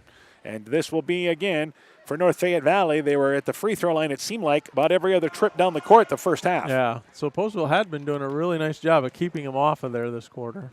That's their second foul they've committed this second half. Dean's free throw, and it is good. Again, Dean has a high arcing free throw shot, but good follow through in good form. Yeah, I think she's 3 for 3 from the line there tonight. She'll get another opportunity. Ellsburn checks in along with Jayla Cowley, Justine Cowley, and Meyer check in. Actually, Jayla Cowley is going to stay on the court because Grove is going to be checking in for Dean in this situation. Dean's second free throw, leaves it short, rolls it over to the side. It is good, and she will check out after making both free throws, and a 30-point lead for North Fayette Valley. 1:46 to go in our third quarter. I think Coach Deering has to be pleased with how his team has played this third quarter. Yeah, they've responded out of the locker room for sure, so that's good to see. Mose, right side to Mejia. Mejia, as you see Postville a little more spread out offensively, trying to go to Miller along the right baseline, deflected out of bounds by Ellsburn. 90 seconds left in our third quarter. And it will be Mose taking it out at the end of the Postville bench on the far side. Mose in the lane to Miller. Miller spins. Nice spin move, but leaves the shot short. She spun to the inside that time, missed the shot, and then commits the reach-in foul on Grove, which now that's the 4th on Miller. Yeah, nice little drop step move. Just wasn't able to finish it, and then a frustration foul. And again, she's getting the ball there, but went to the right off the right side that time. Yeah. Miller will check out with that 4th foul. Number 13 into the ball game, and that will be Hannah Nielsen. And that is her first appearance of the ball game, a junior. So everybody, both benches have been cleared in this ball game tonight. Jayla Cowley drives in, tried to take a shot, or was she trying to pass it? Fouled by Martins on the drive in, and by the way, that's the 4th on Martins as the fouls continue. But she drove in right side that time. Foul was on the floor, and they say it was on the drive. She wasn't shooting. Yeah, it was hard to tell because she kind of lost the ball, but yeah, I think it was on the floor. They'll take it with Justine Cowley off the left sideline, and now Claire Martins checks out as Eva Vargas comes in. Vargas is a sophomore, as we've mentioned a couple of times tonight. Again, both teams only dressing 9. Inbounds Grove, and a lot of traffic. Takes it away from everybody in the left block. Back to Ellsburn. Back over to Grove on the wing. 15-foot jump shot, left it short. Rebound by Mejia in the middle of the lane. So left that shot off the front of the rim.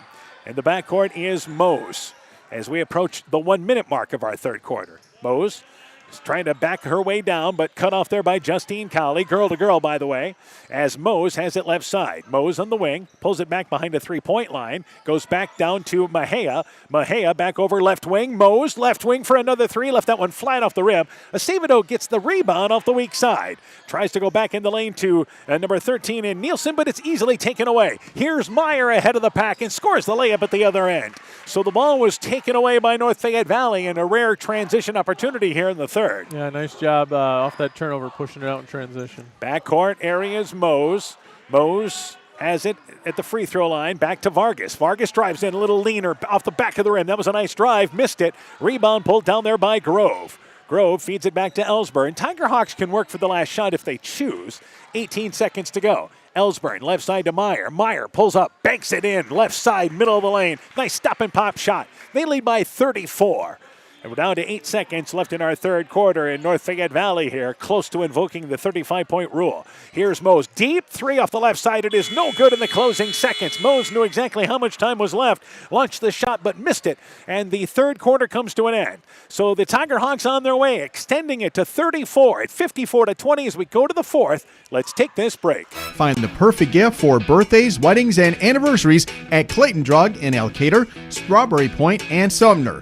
Each store is unique in its own character and design, but all have gift items that would be the perfect gift.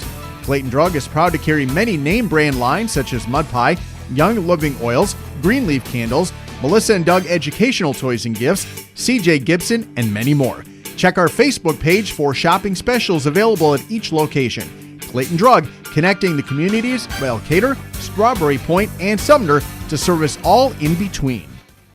Tiger Hawk Pirate Basketball is brought to you in part by RGK Portable Building, serving Northeast Iowa and Southwest Wisconsin. Norby's Farm Fleet in Northeast Iowa. Guttenberg Municipal Hospital and Clinic. Check out career opportunities at guttenberghospital.org. Fisk Farm and Home in Monona, Cresco, and Decorah. The Lowena Savings Bank, member FDIC. Culligan Water Conditioning in Elkader, and by Thompson Construction and Monona Overhead Door.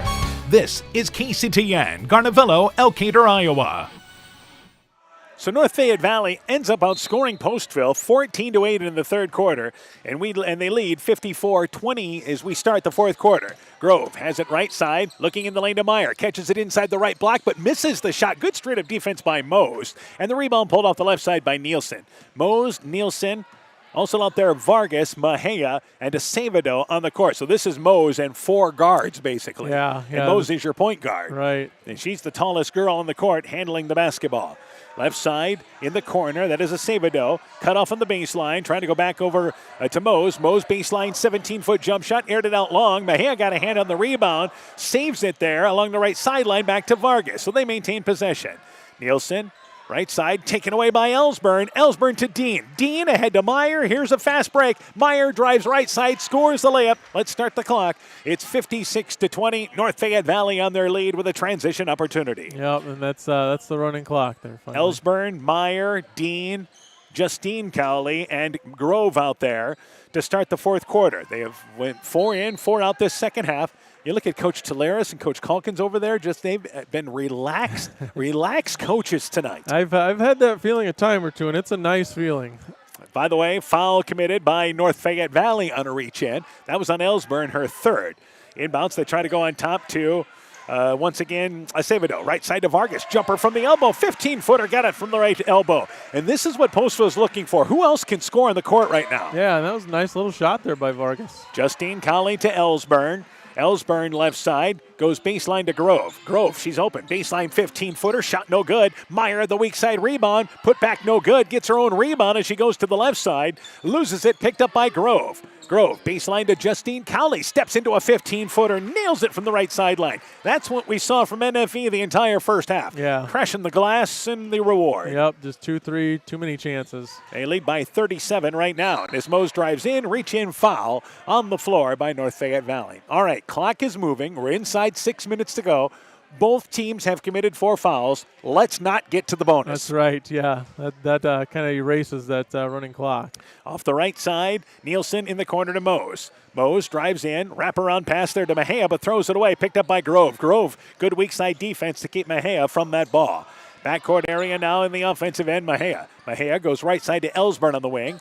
Ellsburn Reverses it, tries to go in the lane. Dean left side. Justine Cowley shot from the block. It is short. Meyer tried to save it along the baseline. Out of bounds, ran out of room along the baseline. Good hustle. Oh, they say it went off the hands of the Pirates before the ball was out of bounds, before Meyer got to it. So Cowley inbounds, top of the key to Ellsburn, open on the inbounds feed. Leaves it short off the front of the rim. Long rebound by Postville in the far corner with Nielsen. So let's see if we can get some of these subs in the scoring column now. Yeah, Vargas with 2. We'll see who else can knock down a shot. Nielsen, right side, into traffic, loses the basketball, picked up by Vargas at the elbow, back over to Mose. Mose drives in, cut off on the baseline, feeds it back to Nielsen through her hands, out of bounds, and it ends up behind the Postville bench. But the ball ends up in the hands there of a fan. I thought it almost was going to end up in the hands of Coach Deering, but it does not. Postville wants a timeout here. 58-22 is the score. There's no timeout. I'm sorry. No, they're just line changing our official our official was pointing to where the ball is going to be out of bounds. I thought he was pointing to Postville taking a timeout. So our bad. No reason to take the timeout. Let's continue play as you have the 4 in for North Fayette Valley. Dean loses it at the elbow area. Loose ball picked up by Mose. So coming back into the ball game for North Fayette Valley, Feldman, Jayla Cowley, Ryan, as well as Nye. Vargas, by the way, has checked out for Postville as Timp back in. Miller back into the ball game. Middle of the lane, misses the 8-footer. Martin's the offensive rebound. Puts it in from the left side. 58-24, halfway through the fourth quarter. Claire Martin's an offensive putback. Yep, and she's on the scoreboard now. And back out on top, it is Ryan. Ryan going off a pick. Instead goes to Feldman as the Tiger Hawks working on their half-court set this second half. Dean at the left block, back out on top to Ryan. Ryan to Feldman, right side, and that is Nye. Nye back over to Ryan. Ryan drives, pulls up just inside the elbow, banks the 12-footer long. Rebound pulled down by Mose, middle of the lane. We've got a foul, and this is, as we go into the other end, the foul is committed by Feldman, I believe, as Miller ended up on the court. And what happened there, I believe there was a little collision. So our officials right on top of it made the call from behind the play. Yeah, that was a nice rebound by Sierra Mose. Got off the ground and went and got the ball. Haven't seen that enough from the Pirates tonight. 3 minutes left in our fourth quarter. Back out on top, Mose. Mose works it again now with Malcolm. So Nora Malcolm checked back in. Left side to Timp. Timp's got a lane to the basket. Drives in. The shot no good, but fouled by Feldman on the drive in. Well, that'll stop our clock and put Postville to the free throw line. Timp with 2. The 6th team foul on North Fayette Valley. We're getting there. That was a nice hard drive there by Timp. She kind of ball got kicked around and just picked it up and drove straight to the rim. All right, let's get you caught up to date on another score. At the half now, MFL Marmac leads Turkey Valley 24-23. Timp's free throw is off to the left. It is no good. That is a big matchup tonight because remember, Turkey Valley is the one who trails Central by just a game in the girls' conference. Yeah, Turkey Valley, MFL Marmac, North Fayette Valley, all 3 of those have a chance for second place, it looks like. Timp's free throw, it is no good, but Mose gets the rebound off the left side to maintain possession for the Pirates. Mose cut off along the baseline to Martins at the left block. Her post-up shot spins left side, rattled in and out. That was a strong move. Then she gets the rebound, takes it away from Dean. Actually, she never got it pulled away. It is a jump ball, but it stays down here with Postville. Yeah, good offense by the Pirates, good post feed, and Martins with a nice move. Just ball wouldn't stay down. 2.5 and counting in our fourth quarter as the clock continues to wind down. Mose takes it off the right side of the basket for the Pirates and has to go to Martins at the top of the key, who takes the jump shot and nails it from just behind the free throw line. Nice catch and shoot. Yeah, that was one of those, you weren't quite sure if that's in her range, but she knocks it down with confidence. Ryan had the basketball knocked away by Timp, and then Timp, it traveled. Actually, Ryan travels with the basketball after Timp knocked it away. Timp thought she was going to be called for a 5th foul there, didn't she? I think she was, ready to walk to the bench there. She's even smiling about it. Back offensively is Mose. A much better second half for Postville. Martins backs her way down, misses the shot from the left block after scoring the couple of trips previously. And Nye back into the offensive end. Nye back over to the lane. Ryan takes a contested shot, banks it long, facing the basket from 10 feet away. Malcolm gets the rebound. Ahead of the pack is Miller. Miller drives in, swoops up the right hand, but too strong with the shot. Never got a chance to really get set. Yeah, it didn't quite seem like she had her feet under her there. Ryan back offensively. Top of the key to Nye. 90 seconds in our fourth quarter. Baseline, Jayla Cowley. Clear lane to the basket. Shot. It is up. It is in. Foul. Count the basket. 60-26. Tiger Hawks in the lead.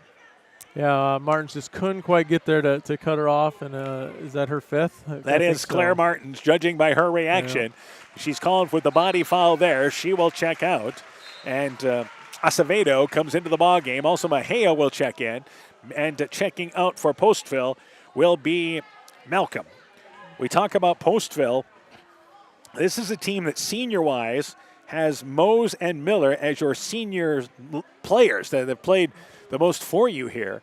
But you talk about next year and you start to worry about where do you get ball handling. Yeah. Jayla Cowley's free throw good. You struggle with ball handling to begin with, but Mose you've asked her to do everything. Right. I think Acevedo's gonna handle some of that. Maybe Timp a little bit as well. But in the lane, shot taken there by Acevedo, misses it. They come up empty. Back ahead of the pack is North Fayette Valley, but Jayla Cowley misses the driving layup there.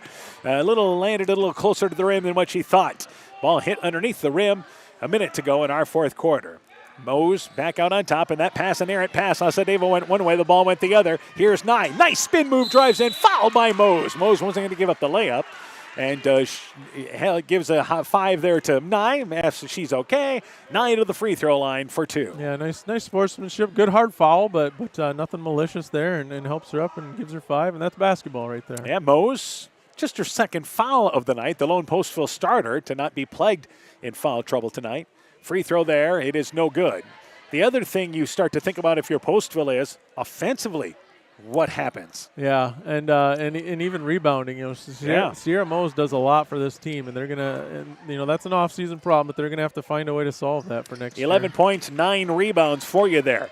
Second free throw good, 62-26 as we are inside our final 53 seconds in the fourth quarter. Mose, a lane to the basket, drives in, and we've had more fouls this last spell here as Mose is bodied on the drive-in by Dean than what we had the entire third quarter. And Mose to the free throw line for 2. Yeah. So much for not getting to the bonus, huh? Yeah, that third quarter was really well, clean played quarter, but the fouls have kind of picked up here in the fourth. The other thing is, if you're Postville, I think you've seen some positives. First quarter parts of it, third quarter, I think. Yeah, even this whole second half, and then most of the first quarter have been positive. It's just they had that really tough run the end of the first and pretty much the whole second quarter. All right, Moses' first free throw was no good. She'll have another opportunity here. Second free throw being eyed. Moses' second free throw, it is good. Got a boys score.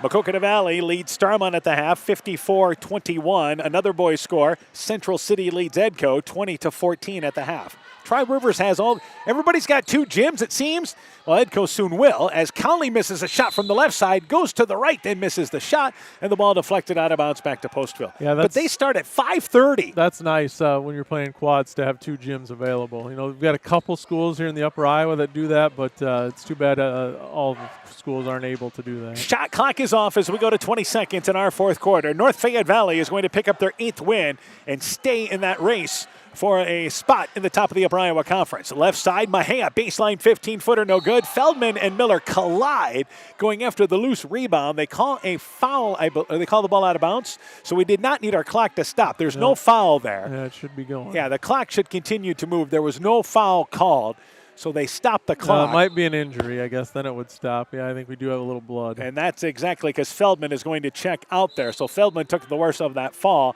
and now we've got a timeout taken here by North Fayette Valley with 7.6 seconds to go in our fourth quarter.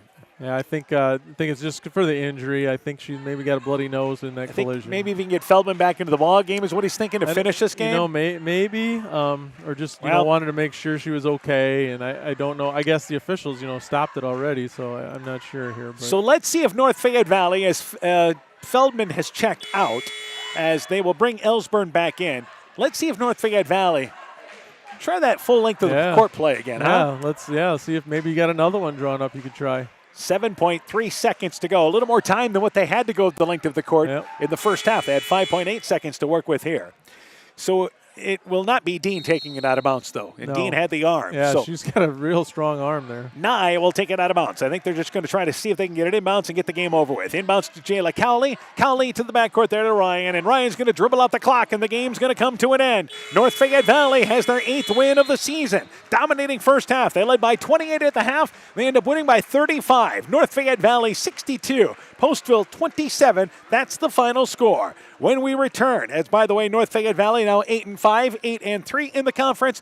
Postville drops to 1 and 14, 1 and 10 in the conference. When we return, we'll have the game stats and the Chalk Talk for the boys game coming up. You're listening to high school basketball from KCTN Sports. The Woodland Eye Clinic in Elkader and West Union are proud sponsors of high school sports. We are committed to bringing our patients the highest level of total eye care with detailed one-on-one attention. Our offices offer the newest technology and equipment with a professional team of experienced staff that is committed to you. Call us today for your next total eye care appointment. The Woodland Eye Clinic in Elkader and West Union supports all of our local athletes taking the field or court this season. Find the perfect gift for birthdays, weddings, and anniversaries at Clayton Drug in Elkader, Strawberry Point, and Sumner. Each store is unique in its own character and design, but all have gift items that would be the perfect gift. Clayton Drug is proud to carry many name brand lines such as Mud Pie, Young Living Oils, Greenleaf Candles, Melissa and Doug Educational Toys and Gifts, CJ Gibson, and many more. Check our Facebook page for shopping specials available at each location. Clayton Drug, connecting the communities of Elkader, Strawberry Point, and Sumner to service all in between. Top Gun Collision Center knows hunting season is over, but the deer still have a lot of tags to fill. If you've been tagged by anything, pull into the stoplight at Top Gun. That's it. Bob and his technicians have over 35 years experience and will handle everything. We write the estimate, take photos, and follow the factory engineered repaired procedures to fix your vehicle quickly and, most important, safely. We also have free loaners or rental vehicles. While you're there, ask Bob about his community and veteran discount program. Call Bob at 563-964-9899. That's 563-964-9899. Hey sports fans, take a time out and call Garms Financial Services. Their team of agents can show you how to save money on all your insurance needs with Grinnell Mutual. Whether you need auto, home, farm, crop, or business insurance, Garms Financial Services has you covered. You'll also receive quality protection, expert advice, and local friendly service. Call Brian Bugenhagen, Cheryl Wagner, Emily Bazin, or Kayla Olson today for a free competitive quote. Garms Financial Services in Elkader, your trusted choice agency. Once again, our girls' final. It is North Fayette Valley winning by a final score of 62-27. We're joined by, once again, Coach Sass. Let's go through the individual totals. Yeah, for North Fayette Valley, Kaylin Ellsburn with 1, Justine Cowley with 12, McKenna Grove with 6, Maddie Nye with 3, Ryan with 6, Sarah Dean with 10, Jayla Cowley with 6, and Cassidy Meyer with 18. For Postville. For Postville, they had Eva Vargas with 2, Emily Timp with 4, Sierra Mose with 10, Harley Miller with 7, and Claire Martins with 4. All right, so again, our final score, 62-27. It is North Fayette Valley winning. Other girls' finals tonight, Edco beat Central City 79-48. Maquoketa Valley over Starmont 93-13. MFL Marmac leads Turkey Valley at the half 24-23. Keyhigh leads Clayton Ridge 34-32, starting the fourth. We'll take a break. When we return, the Chalk Talk for the boys game coming up next. This is Michael Erickson at Central State Bank. We provide a complete line of lending services to help you get the best out of life. From home mortgages and equity loans to vehicle and personal loans. We have expert lending professionals who will work with you to provide options to address your needs. At Central State Bank, you don't deal with a branch or department, you deal with a banker who is dedicated to you. Central State Bank, member FDIC. As a busy mom, I have challenges keeping my family on track, but appointments for healthcare visits are no longer one of them. Veterans Memorial Hospital has now opened a new clinic in Waukon, so complete care for my entire family is more accessible than ever, and providers care for all ages, so everyone gets the care they need when they need it. It's a welcome addition for busy families like ours and our community. To learn more, go to veteransmemorialhospital.com. Veterans Memorial. It's time now for the Tiger Hawk Pirate Boys game. The Tiger Hawk boys come in on a 7-game winning streak. They keep finding ways to get things done, pulling away from Keyhigh late on Tuesday. They look to keep their surge going. For Postville, the Pirate boys lost to the conference leader in MFL Marmac on Tuesday, but still some positive. This team looks to continue to take steps forward and give the Tiger Hawks a better second matchup. Game number 2 with North Fayette Valley and Postville. The Chalk Talk for the boys game coming up next on KCTN. Bodensteiner Implement is your local John Deere dealer with 10 locations in eastern Iowa to serve you. Check out their website, www.bodimp.com, for great deals on new and pre-owned equipment. From turf equipment to agricultural and compact construction equipment, they have solutions for every job. Nothing runs like a deer, so come run with us at Bodensteiner Implement Company. Bodensteiner Implement is a proud sponsor of all high school sporting events, and we wish all our local athletes great success. Hi, this is Cody from Torkelson Motors in Elgin and Walk-On. At Torkelson Motors, we believe that student involvement in activities is a great way to help grow our communities, and we are proud to help sponsor this game for your enjoyment. We've been serving Northeast Iowa since 1926 and appreciate the business that our customers have given us and the support they provide to our area schools and communities. So the next time you're in need of a new or used vehicle or a repair, stop into Torkelson Motors. We've been selling cars the old-fashioned way with a friendly smile and a handshake right here next door in Elgin and Walk-On. Stop into Nightingale Drug in Guttenberg to find that perfect gift for that special occasion. We have Silver Stars jewelry line, Gans and Carson home decor, Simply Noel purses and bags, Melissa and Doug toys, and baby items. Need that last-minute greeting card? Stop in and see our large selection. We have something for every occasion. Nightingale Drug and Gift Shop, your small-town, family-friendly business, located along Highway 52 in Guttenberg. Health Mart, caring for you and about you. We begin the Chalk Talk for our boys game. We're joined by North Fayette Valley boys basketball coach Matt Cranbeer. Coach, your team 8-4, 8-2 in the conference, winning your 7th in a row. Beat Key High 56-48 on Tuesday night. Tell me about that game. Yeah, it was a hard-fought game, kind of a grinded-out affair. It was tight all the way through. I think we were ahead 16-14 after the first quarter, up by a point at half. It was tied going into the fourth, so neither team was able to get any type of separation. You know, fortunate for us, we were able to get some stops midway through that fourth quarter, got it up to, I think, 6 points with 2 minutes to go, and then made enough free throws down the stretch. But overall, a really good win for us. You know, Key High has a lot of close losses to some really good opponents, so it was a good one. It was a good one to get in and a good one to get finished with there. But at the same time, you know, there's a lot of things we can do better too. All right, let's go through starting lineup for your team tonight. Yeah, we're going to start Peyton Lofsgaard, Kyler White, Emerson Ward, and then the Reister brothers, Blake and Kale. And a number of kids contribute off the bench for you. Yeah, we'll bring Andre Fuentes. He's done a really good job being a sixth man for us. Probably has enough skill and experience to start. Declan Hines, Gavin Grove, and Connor Depke. All right. Obviously, defeated Postville earlier this season. What do you know about the Pirates? Well, I know they're playing better. You know, they had a win over West Central, I believe, last week. I watched a little bit of their game versus Mabel Canton. That was a tight contest as well. You know, they bring back a really good athlete in Kobe Bohr, who I understand now is left-handed. He's a very good player. He's got good length, good shooter for him. You know, they got 3 guys that average nearly double digits, so they shoot the 3 well. So they're a dangerous team, and we got to be ready. What do you see as keys in the ball game for North Fayette Valley then? Well, I think after having the snow day yesterday, you always kind of worry about what are we going to bring to the table. We got to bring energy first of all. I think that's going to be really critical for us tonight to see how we come out. Need to be engaged defensively, find their shooters. And then rebounding has been critical for us in the games we've played well. That way we can get into our transition and get into the open court and try to get some easier scores. All right, Coach, good luck to you in the ball game. We look forward to talking to you afterwards. Thank you. North Fayette Valley boys basketball coach Matt Cranbeer and his Tiger Hawk team. The Chalk Talk continues after this. At Almaquee Clayton Electric Cooperative, we provide more than energy. We also provide ideas to help keep you safe. Did you know light bulbs can reach 300 degrees Fahrenheit and are an often overlooked fire hazard? Overloaded outlets or faulty wires can also cause fires. Never run appliance or extension cords under rugs or furniture, as the cords can overheat and cause a fire. At Almaquee Clayton Electric Cooperative, we care about keeping you safe. That's the power of human connections. Almaquee Clayton Electric Cooperative, your Touchstone Energy Cooperative. When making up a to-do list, don't forget to include servicing your car at Edie's AC Delco Service Center in Garnavillo. Your car should have the best care, and Edie's will make sure of it. Stop in or call 964-2186 to make an appointment. Tires worn out? Well, Edie's can replace them. Need a tow? Call Edie's at 964-2186. Kay, Lynn, and Todd invite you to stop by and fill your car's tank with fuel at Edie's AC Delco Service Center in Garnavillo. Edie's open 7 a.m. Mondays through Saturdays. Alpine Communications believes connected communities become thriving communities. We are the local telephone company that became a 21st century communications provider. Alpine provides internet, television, cellular security, and telephone too. We promise personal, timely, reliable service from people who live here.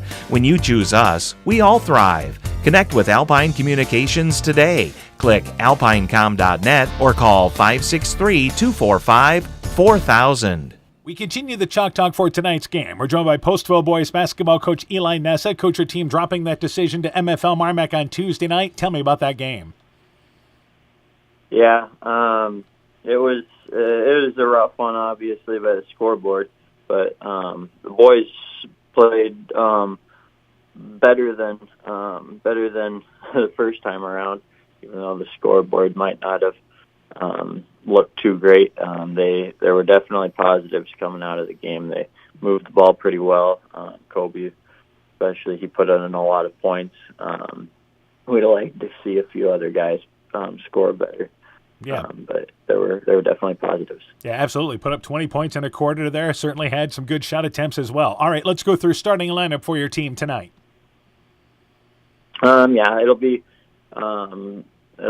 mostly the same as last.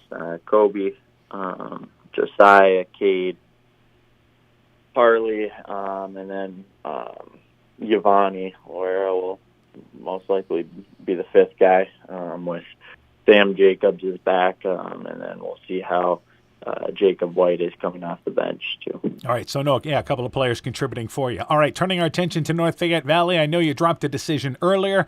What do you know about the Tiger Hawks? Well, they're a disciplined team. They play good defense.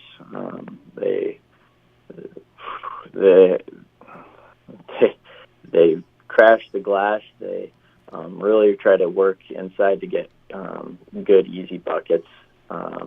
And so we definitely have to pack the paint, make them shoot shots that are a little more uncomfortable for them, make them try to show what kind of range they've got. Sure. And some of the other keys in the ball. Yeah, some of the other keys in the ball game for your team then. We got to keep moving the ball on offense.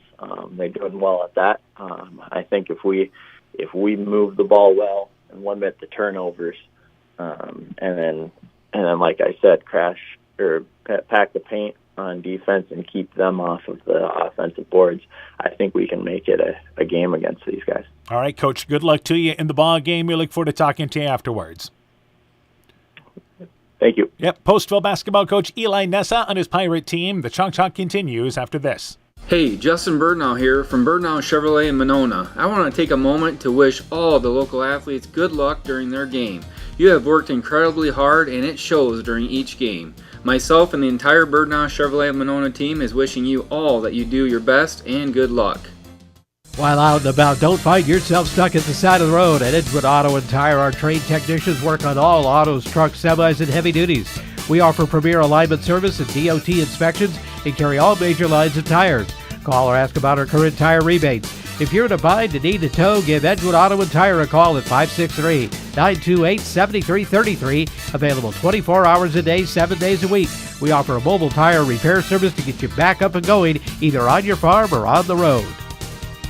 Wilkie's in Elkader is Iowa's oldest family-owned grocery store. You'll find Wilkie's 2 blocks south of the Keystone Bridge in historic downtown Elkader. Stop in and enroll for a Wilkie's reward card and receive points every time you shop. Then log on to their website at wilkiesgrocery.com to view the weekly specials, check out your reward points, make out a shopping list, and more. Wilkie's in Elkader, open Monday through Saturday from 8 a.m. till 8 p.m. With American Family Insurance, you've got the ultimate road trip companion. Our travel peace of mind package is there to help when things don't go as planned. From roadside assistance to rental car coverage, I'll help you prepare for bumps in the road while you pack your bags. Just ask me how. Contact Julie Depke, agent, at 205 South Main Street in Elkader or call 563-245-2366 today. American Family Insurance. American Family Mutual Insurance Company, SI, and its operating companies, 6000 American Parkway, Madison, Wisconsin. Tiger Hawk Pirate Basketball is brought to you in part by Postville Veterinary Clinic, Bank First in West Union, helping you save time and money. Member FDIC, West Union Motor Sales and Service, Ethan Kane Construction. If it don't drain, call Ethan Kane. T&K Cahoon, your Napa dealer in Monona. St. Olaf Ag Sales and Service, Grow Logs and Lumber in Elkader. Timber is a crop, harvest wisely. Meyer Collision and Service Center in Guttenberg, and by Bruins and James Insurance, your Grinnell Mutual agent in Monona. Welcome back to Postville. Welcome back to game number 2. North Fayette Valley and Postville here. The Tiger Hawk boys come in winners of 7 in a row. They are 8-4, 8-2 in the conference. Postville boys are 2-12. They are 2-8 in the conference. Let's start with the Tiger Hawks, who look to keep it rolling. Yeah, like we said, they're finally healthy. Playing some really good basketball and hoping to just keep it rolling. They've got MFL Marmac twice yet, I believe. So they want to keep this winning streak going into those games. And again, there's a host of teams that are chasing MFL Marmac, but the Bulldogs have a 2-game lead over everybody in the conference, at a minimum a 2-game lead in the conference. And North Fayette Valley trying to set themselves up for a meaningful game on Tuesday night with MFL Marmac. Yeah. I want to give a girls' update here real quick.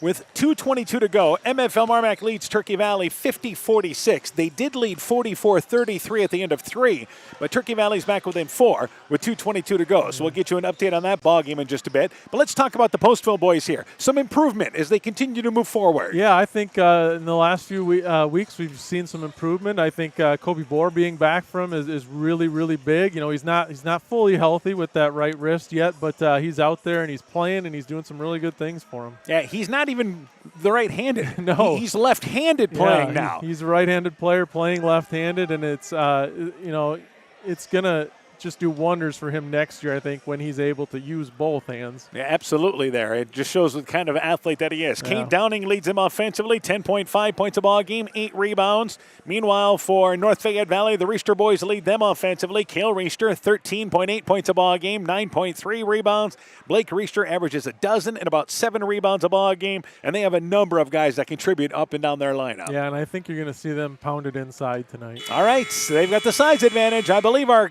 kids are ready to go at the scores table. Take it away with the starting lineups. Now it's time for our varsity boys contest between the North Fayette Valley Tiger Hawks and your Postville Pirates. As a reminder, good sportsmanship is valued by the Postville Community Schools and the Upper Iowa Conference. We are pleased you chose to support your team this evening. Please do so by refraining from negative actions or comments directed at athletes, coaches, fans, and officials. Be a good sport for your school and community.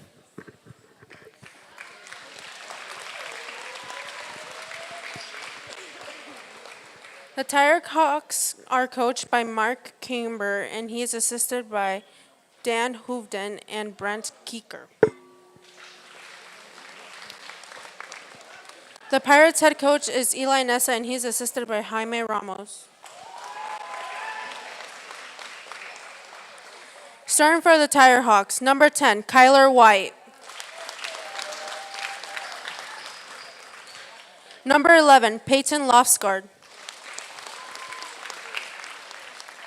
Number 20, Kale Reister. Number 23, Blake Reister. Number 24, Emerson Ward. Starting for your Pirates, number 1, Josiah Minikue. Number 4, Harley Check. Number 13, Kate Downing. Number 24, Kobe Bohr.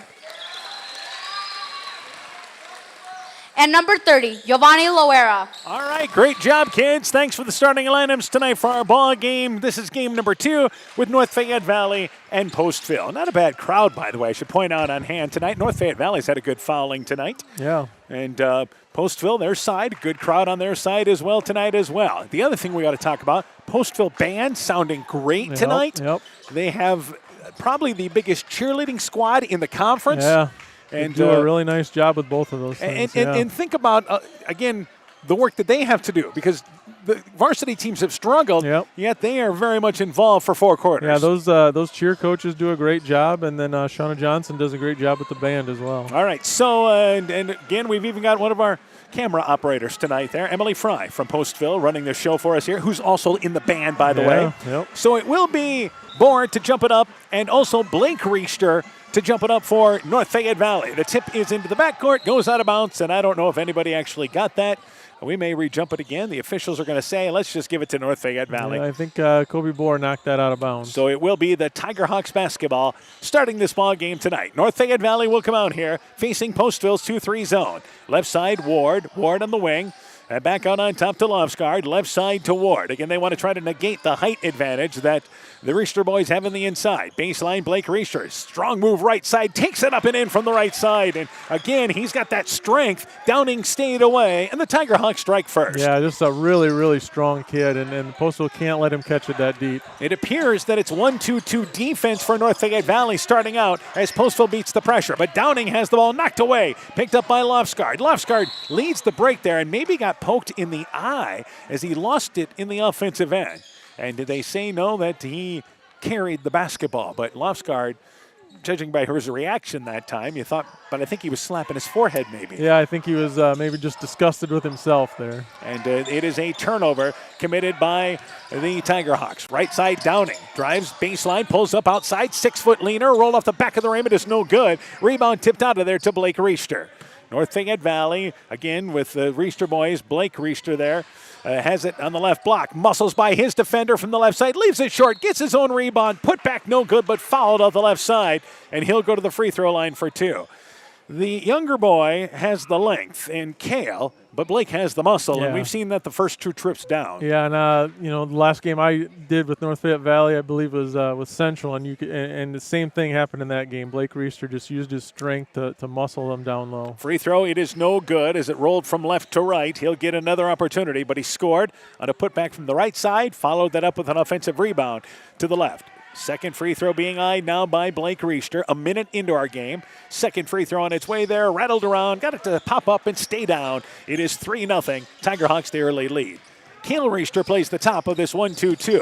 Loera in the offensive end, deflected out of there, and he lost it out of bounds there, and near side right in front of us in a turnover by Postville. Tell me about this Tiger Hawk defense. Yeah, it looks like a 1-2-2 half-court trap, and again, good length, especially on the top of that, makes some of those passes pretty tough to handle. Left side, Ward in the top of the key, goes back to White. That's Kale Riester on the right wing. Back out on top to White. Deflected out of there by Check, but he cannot control it. It goes into the backcourt, and it's picked up by White. Tiger Hawks maintain possession. Lofsgaard, left wing. Back out on top to White. Right side to Ward. Baseline to Blake Riester. Gets a step by Downing. He muscles the shot from the right side. No good. Kale Riester gets the rebound. Banks it up and in from the left side. Well, they've scored 3 baskets. All of them point-blank range. Sorry, 2 baskets. Yeah, and again, that's what North Fayette Valley is going to want to do is pound it down low, and Postville's got to keep it out of that paint. Bohr beats the pressure. Reverses it left side between the legs of Check. It was a low pass. Tough spot to get to, but the Pirates have turned it over a few trips down. Yeah, again, great read by Kobe Bohr, but just got to get that pass a little higher so Check can catch it in the shooting pocket. 2 minutes in, 5-0, North Fayette Valley in the lead. Ward, left side, and they are just daring the Tiger Hawks to take any type of an outside shot. White tracks down a deflected pass near the center court line, and they work it right side to Blake Riester. Riester in the lane trying to go to Kale. The ball deflected out of there by Downing. Postville turns him over. Loose ball picked up by Check. Check back out on top to Loera. Right side to Minicue. And now you see North Fayette Valley stay in a 1-2-2. Downing trying to back his way down. Fadeaway shot, 6 feet away. Falling back towards 8 feet away. Got it in. Nice fadeaway by Downing. Yeah, he's got soft touch down there. He can score the ball. Pirates on the board at 5-2. White in the corner to Ward. Deep right corner. Ward brings it into Kale Riester just outside the lane, but banks it long from 6 feet away. The rebound deflects out of there and goes off a Tiger Hawk leg out of bounds, and the ball goes back to Postville. So Kale Riester, I think, surprised himself that he was that wide open off the right side. Yeah, and I guess maybe I missed it, but I was almost sure that went off Kobe Bohr. Then Postville might have got away with one there. Substitutions. Declan Hines checks in for the Tiger Hawks. That's his first appearance. He's a 6'3 sophomore. Ward checks out, as does White. They will also bring in number 14, Andre Fuentes, who is a 6-foot junior. And again, Minikue reverses it left side to Check. Check back out on top to Bohr. Bohr has it on the left wing. They fall in their 1-2-2 defense. And Minikue has it back out on top, and it's knocked away by Lofsgaard. And then the ball goes into the backcourt where it's picked up by Minikue. Numbers the other way. Minikue, nice feed at Downing. He muscles his way right side, leaves the shot short. And then Hines ends up on the floor as Downing takes away the rebound. Back out on top to Bohr. Bohr, bounce pass to Minikue. A little 1-foot jumper, 8 feet away, right baseline, hit it. And it's 5-4. Pirates back within 1. You know, Postville's got some kids that can score the ball. If they can take care of it and not lose patience, I think they can score some points tonight. Fuentes right side to Lofsgaard. As a team, again, they average around 40 points a ball game. Riester able to muscle his way in again right side, and Downing straight up defense, but Riester establishes position, banks it up and in, and they answer up 7-4. Yeah, that's going to be the issue right there. How can you keep Riester and both Riesters off the glass and out of the paint? Bohr to Downing, double team, takes the shot, it just off the right block, missed it from 6 feet away. Lofsgaard clears the rebound. A lot of arms around him there, and then Lofsgaard tried to go right side and a low pass to Cale Riester through his legs, not in a good spot. The Tiger Hawks turn it over the other way. Substitutions as Cale Riester checks out along with Lofsgaard. Ward comes back in along with White. Let's give you a couple of more scores here. This is actually a final. Maquoketa Valley boys have defeated Starmont tonight by a final score of 83-33. Meanwhile, we still do not have another Monona update there from MFL Marmac in Turkey Valley. Bohr tried to bring it in the offensive end, deflected out of bounds as he worked through a double team in the offensive end.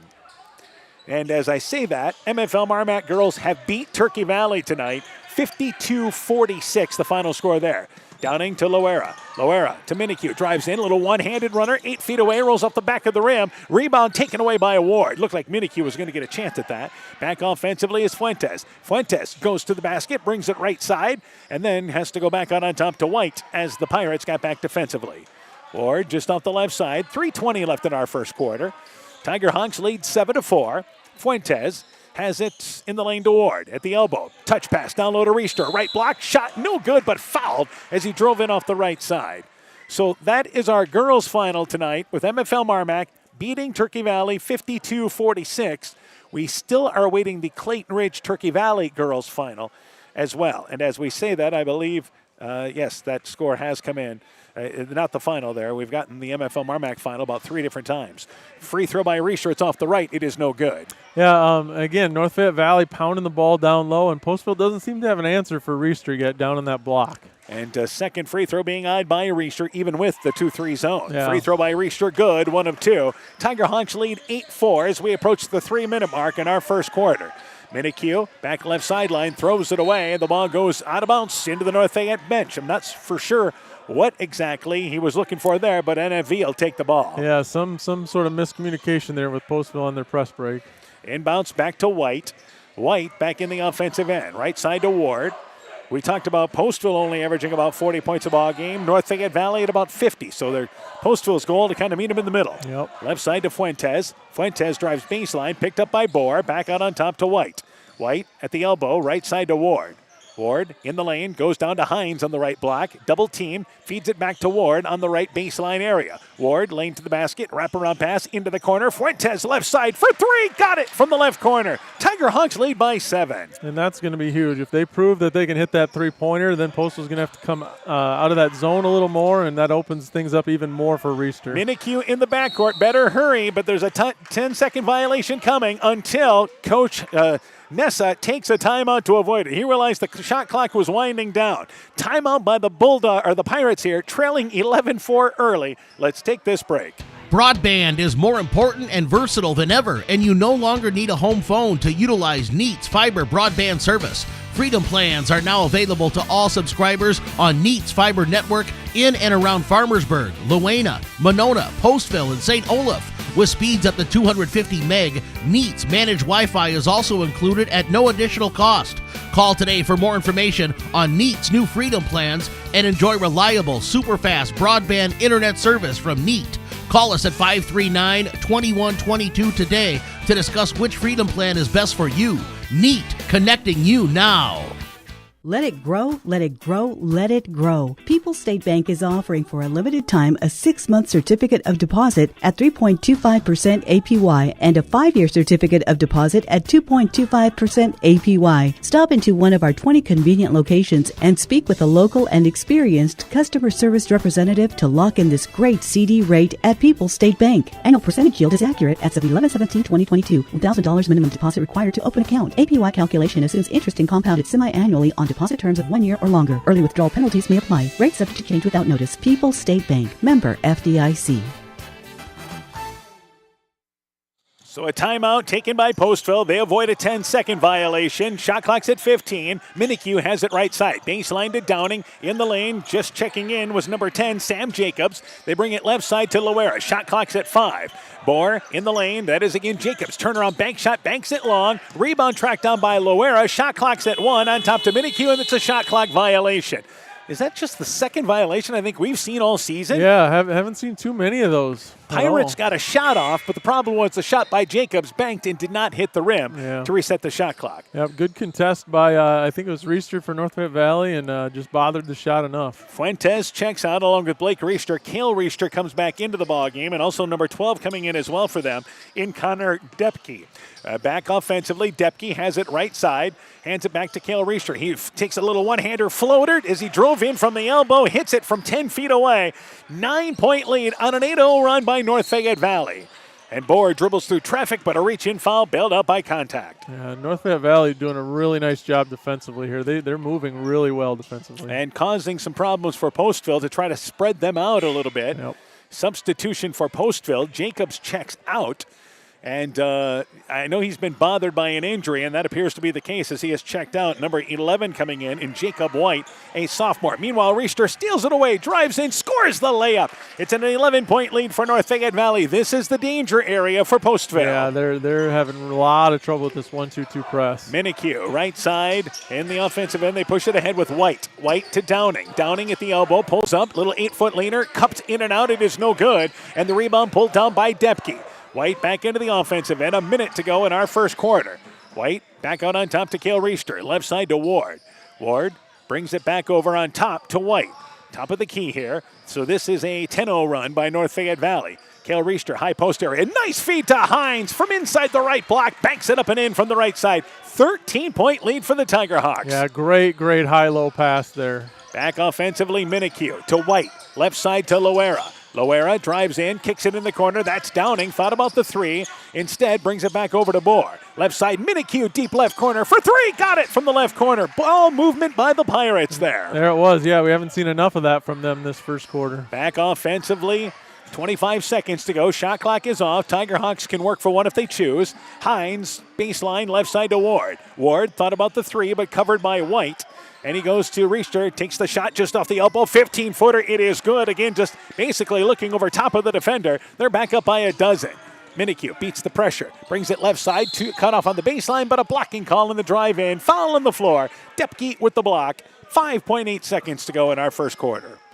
And it will be Postville taking it off the left side of their basket. Underneath along the baseline. Minikue to take it out of bounds. Substitutions, Hines and White check out as coming in as number 11 for North Fayette Valley in Peyton Lofsgaard back in there along with Reister. Meanwhile, inbounds, middle of the lane, Loera. Loera loses it, picked up there by Depke, and that's how the opening quarter comes to an end. So the Tiger Hawks use a run to build a 12-point lead at 19-7 at the end of one. Let's take this timeout. Winter high school sports season has begun. Dr. Mark Foey, Dr. Jessica Wilkie, Dr. Courtney Wicken, and the staff of Family Dentistry Associates in Monona encourage you to support your local high school basketball and wrestling teams. Family Dentistry Associates of Monona, 539-4651, where health-changing smiles are created.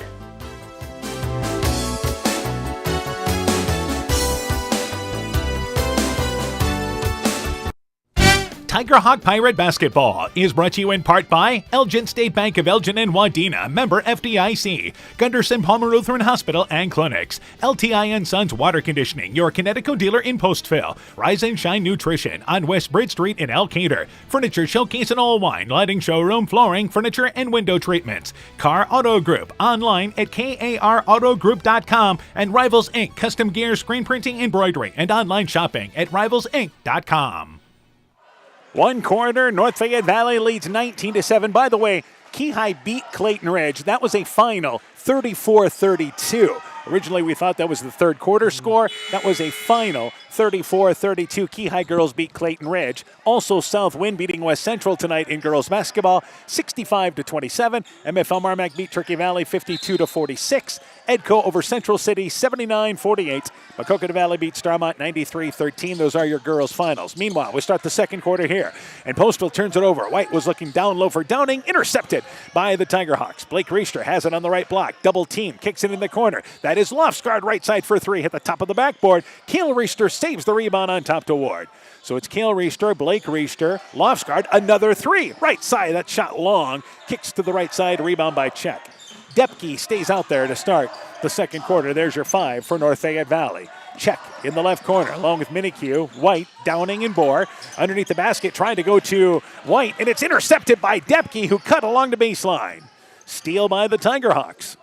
In the lane, Blake Reister, left block, pump fakes, leans into Downing. Downing got a piece of it, left the shot short. Downing got the rebound. Nice contest. Nice job staying straight up there, yep. And here's Minikue, floats in, middle of the lane, swoops to the right side and scores the layup. Yeah. Back within 10 at the 7-minute mark of our first half. Minikue doing a nice job staying aggressive on the offensive end, and good finish there. Left side, Ward with the basketball now. On the wing, Depke goes baseline to Blake Reister, overshot him, threw it away, went too far. Depke led him too far. They turn it over. So let's update you on the boys' scores now here. Clayton Ridge leads Keyhigh 20-9 at the end of one. Central City leads Edco at the half, 46-26. Maquoketa Valley leads Starmont at the half, 54-21. Meanwhile, Ward intercepts a pass, top of the key defensively, drives in and scores the layup. Downing tried to track him down, but no luck. Tiger Hawks back up by a dozen. Minikue, backcourt, and it's kicked by Reister. We'll reset the shot clock and give the ball back to the Postville Pirates. Yeah, the turnovers are really hurting the Pirates right now. That has kind of been their downfall for the girls and the boys. Yeah, yep. Substitutions, number 14 comes in Musab Hashi. He is a freshman. His first appearance. Loera comes back in for the Pirates as White checked out for Postville. Offensively, it is again Minikue. Bohr, left sideline to Loera. Back out on top to Bohr. Bohr reverses it to Minikue.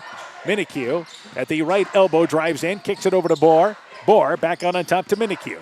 Minikue drives in, stumbles, throws the ball that hits underneath the backboard, and I believe that's out of bounds. It did. And a little too much dribbling that time for the Pirates, but there's another turnover. Yep. And again, they just don't seem to have real great spacing on offense right now. So for North Fayette Valley, Hines has come back in. Also, White has checked back into the ball game, as well as Fuentes. That was during that last stoppage. Fuentes, left side to White. White in the left corner, baseline to Blake Reister. Back out on top to Fuentes. Fuentes at the elbow, drives in, nice bounce feed back to Reister, stripped on the way up by Bohr. And then Bohr accidentally throws it away picked up by Kale Reister. Middle of the lane, hits the jump shot from 12 feet away. The shot good. There's a foul here, I believe. On the ball, at the basket is good. There's a foul in North Fayette Valley away from the ball. So we had a push on the shot attempt by Kale Reister after the shot went in. They're going to call the foul. I'm betting it's on Blake Reister. Yeah, looks like it, I think. Yep, 23. Yep. He was trying to muscle his way for offensive rebounding position. A 14-point lead for the Tiger Hawks. Bohr back over now to Minikue. Minikue to Loera. Loera back on top again. A hand in the passing lane. Lots of deflections. Fuentes knocked it out of bounds in front of the Tiger Hawk bench. Yeah, North Fayette Valley's gone to a 1-3-1 and being really, really active in it. Kale Reister at 6'5" plays the top of that. Diagonally, Hashi back out on top to Loera. Right side to Bohr. Bohr at the elbow. Bounces it to Loera. Hashi has it in the left corner. Try to go to Minikue. Loses it. Throw him behind him. They turn it over. Here's Hines. Crossover dribble.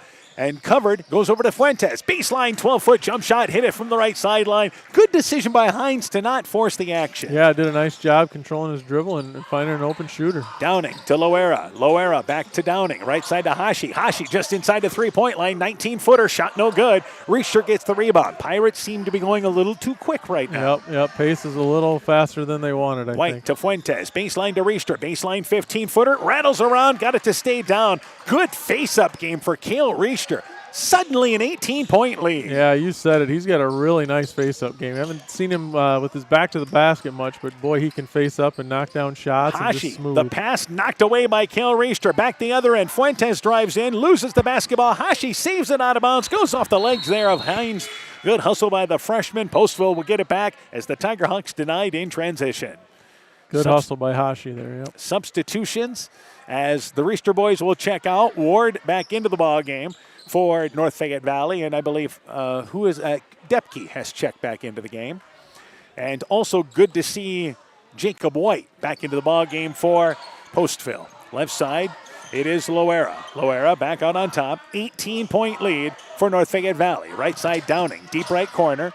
Brings it back out on top to Minikue. Top of the key. Fires up the three. Got it! Minikue, who leads Postville offensively and averaging over 12 points a ball game, brings them back within 15. Yeah, he's having a nice game. He needs a little help, though. Back out on top, it is White directing traffic. White, top of the key.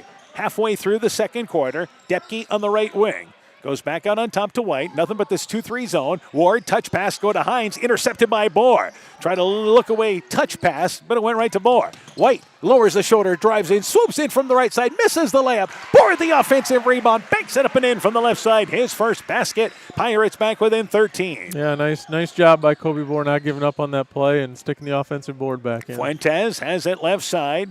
And Fuentes, baseline to Hines. Hines in the short corner, back over to Fuentes. He's open left side for three, circled around, no good. Bohr tips out the rebound into the hands of Jacob White. Bohr playing pretty much with that left hand, that big brace on the right wrist that he hurt in football. Minikue back out on top for Postville. Goes over to Bohr on the left wing. Bohr back out on top to Minikue.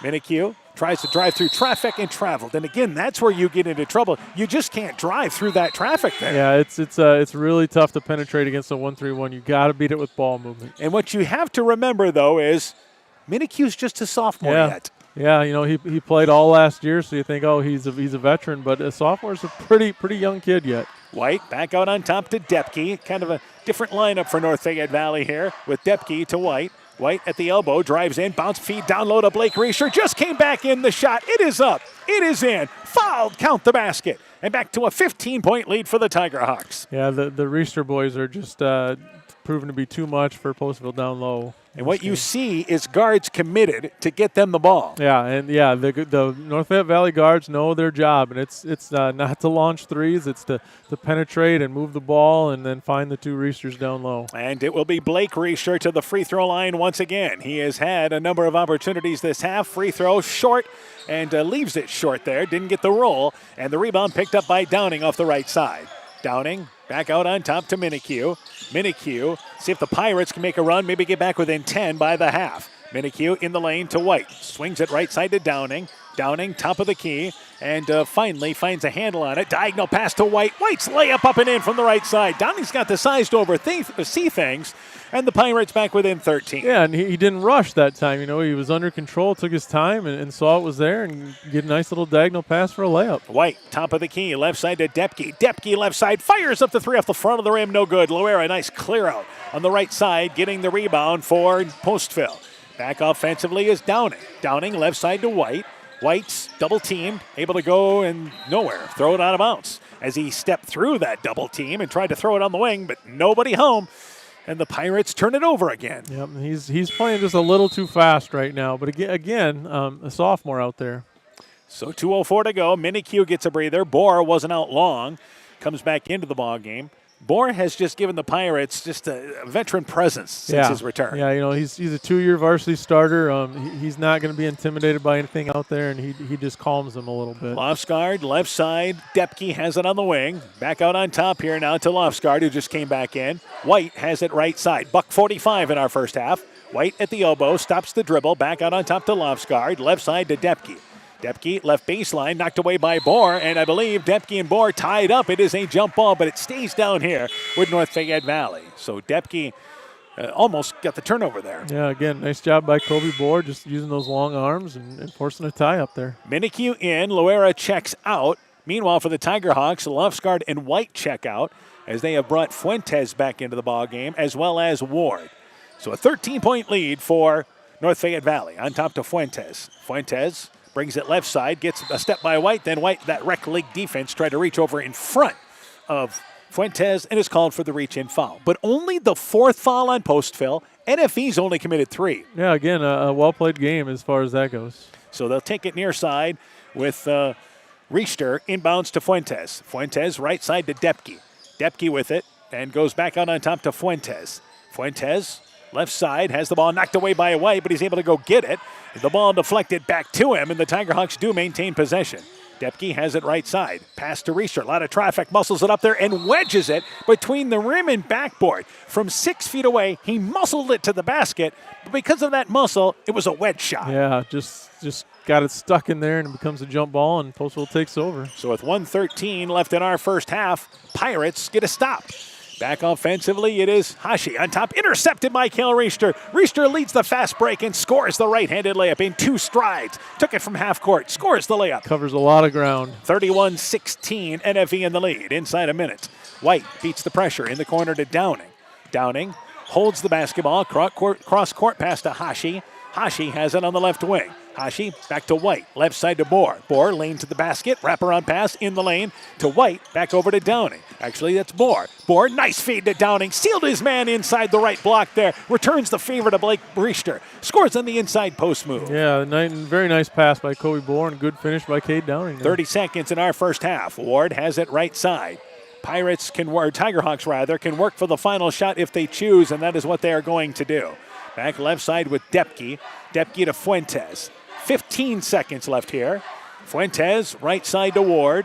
Ward cross-court pass to Depke. 10 seconds. You can probably start things now. And they go left side. It's intercepted by Bohr. Bohr leads Hashi. Hashi with a layup scores it at the other end in the closing seconds.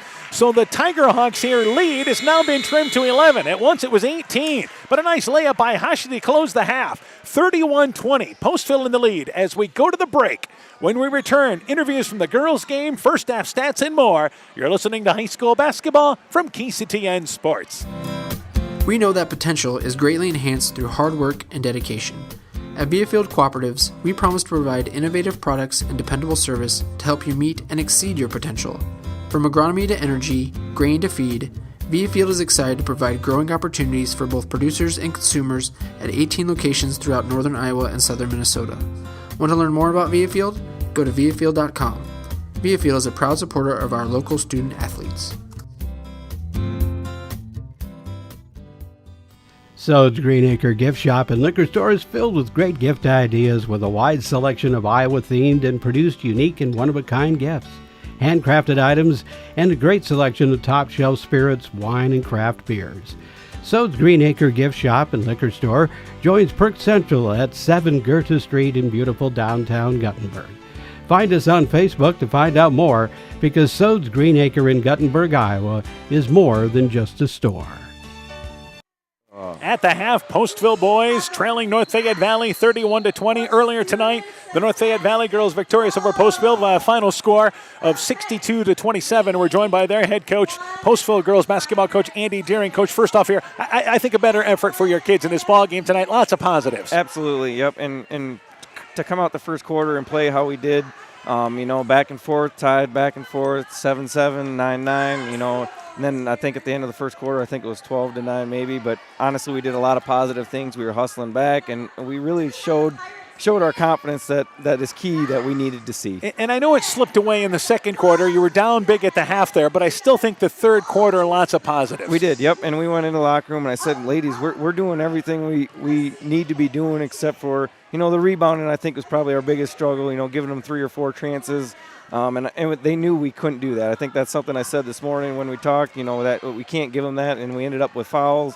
And then we ended up in foul trouble, and we're having to sub girls that we don't normally want to sub at that time. And we just got into a kind of a rut of needed to battle back. I think that was that second quarter run there. Fouls certainly playing a concern in that. Sierra Mose led you with 10 points offensively, and Harley Miller had that good start of the ball game, 7 points. She did, yep, and that's what we need to continue to do is look inside. We got like you said, majority of teams, we have the size that we need to score in there, and we just got to find a way to utilize them a little bit better than what we are. All right, what's coming up for you guys now here? We have Elkader, a makeup game tomorrow night. That's our main focus right now. And then we got 3 games next week. I think Tripoli is on Tuesday, which non-conference and stuff like that. But tomorrow night's our main focus, and I said it's going to be a similar team to the girls, except they got a lot more outside threats. Yeah, it's Central, the conference leader, Tripoli, then Central again, isn't it? It is, yes. Yep, not much break there. So keep on moving forward, That's Coach. right. Yep. We look forward to catching up with you guys. Thank Thanks you. once again. Yep. Postville girls basketball coach Andy Deering talking things over there about his Pirate team. They drop a 62-27 decision.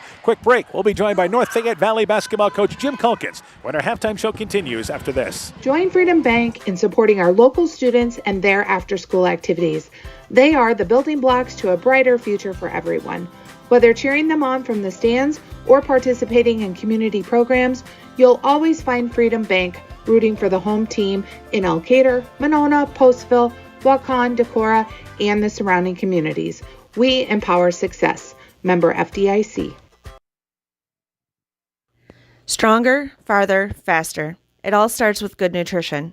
Clayton County Farm Bureau is proud of our livestock farmers who provide high-quality protein needed to fuel our young athletes.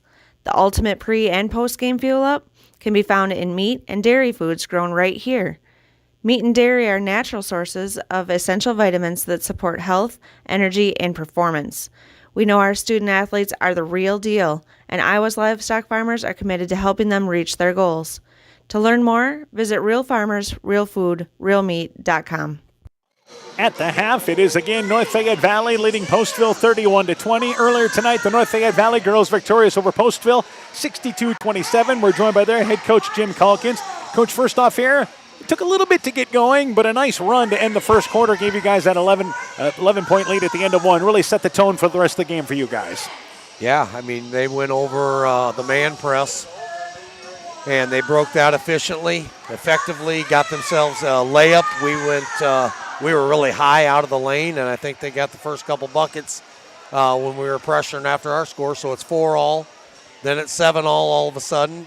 You can talk all you want and tell the girls that, hey, they're going to come out and play hard, but until they kind of get punched, take that first punch, it was like, we better wake up because Postville came to play. And the big thing is offensively, a number of girls involved, but Justine Colley led you offensively tonight with 12 points, and Sarah Dean off the bench with 10. Let's start there. Yeah, I thought that was good. Good for Justine. I thought she got fouled on a few more down there. Wanted a couple extra calls, but she did. Sarah, you mentioned, had a couple nice finishes as well. 3 for 4 from the line. Cassidy Meyer finishing a couple bunnies there in the second half. So, yes. Yeah, actually, Cassidy led you offensively with 18 points in this ball game. And, again, the rebounding, the second, third chance opportunities, I think, there's a lot of positives You're right. there. After that first, 4-minute spurt, you're right. From when it was, 9-9, I think you mentioned, there was about a 22-3 run there to kind of stretch it out. That's what we needed. You'd always like to start with that and then kind of go on cruise control, but it did take a little bit. Then it's always nice to get everybody involved. Yeah, I think that's the big thing. I think you had, a total of 9 girls score, 8-9 girls score, and the second half, it was kind of like a hockey line. Here's 4 in, 4 out. Yeah, we needed to work on the 1-3-1, with a different lineup there. We needed to take the pressure off. I mean, sure. We know what the 75 and man has been effective throughout the year against, a variety of teams. But, we got a big week coming up with 3 games. We don't need to – and Brooklyn's already coming back from injury. We didn't need to make it anymore. All right. MFL Marmac, the next game coming up on Tuesday night. Is that correct? Correct. Gosh, cannot believe it's this late in the year. Going to have them twice within about a week. We know Coach Winters will have them ready. We know Anderson. We know Bogdanovich. Heck, we were just talking about their lineup.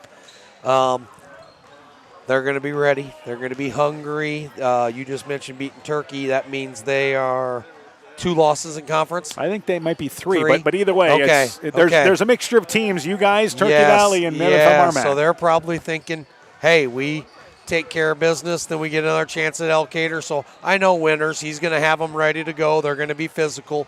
You mentioned the Borgs.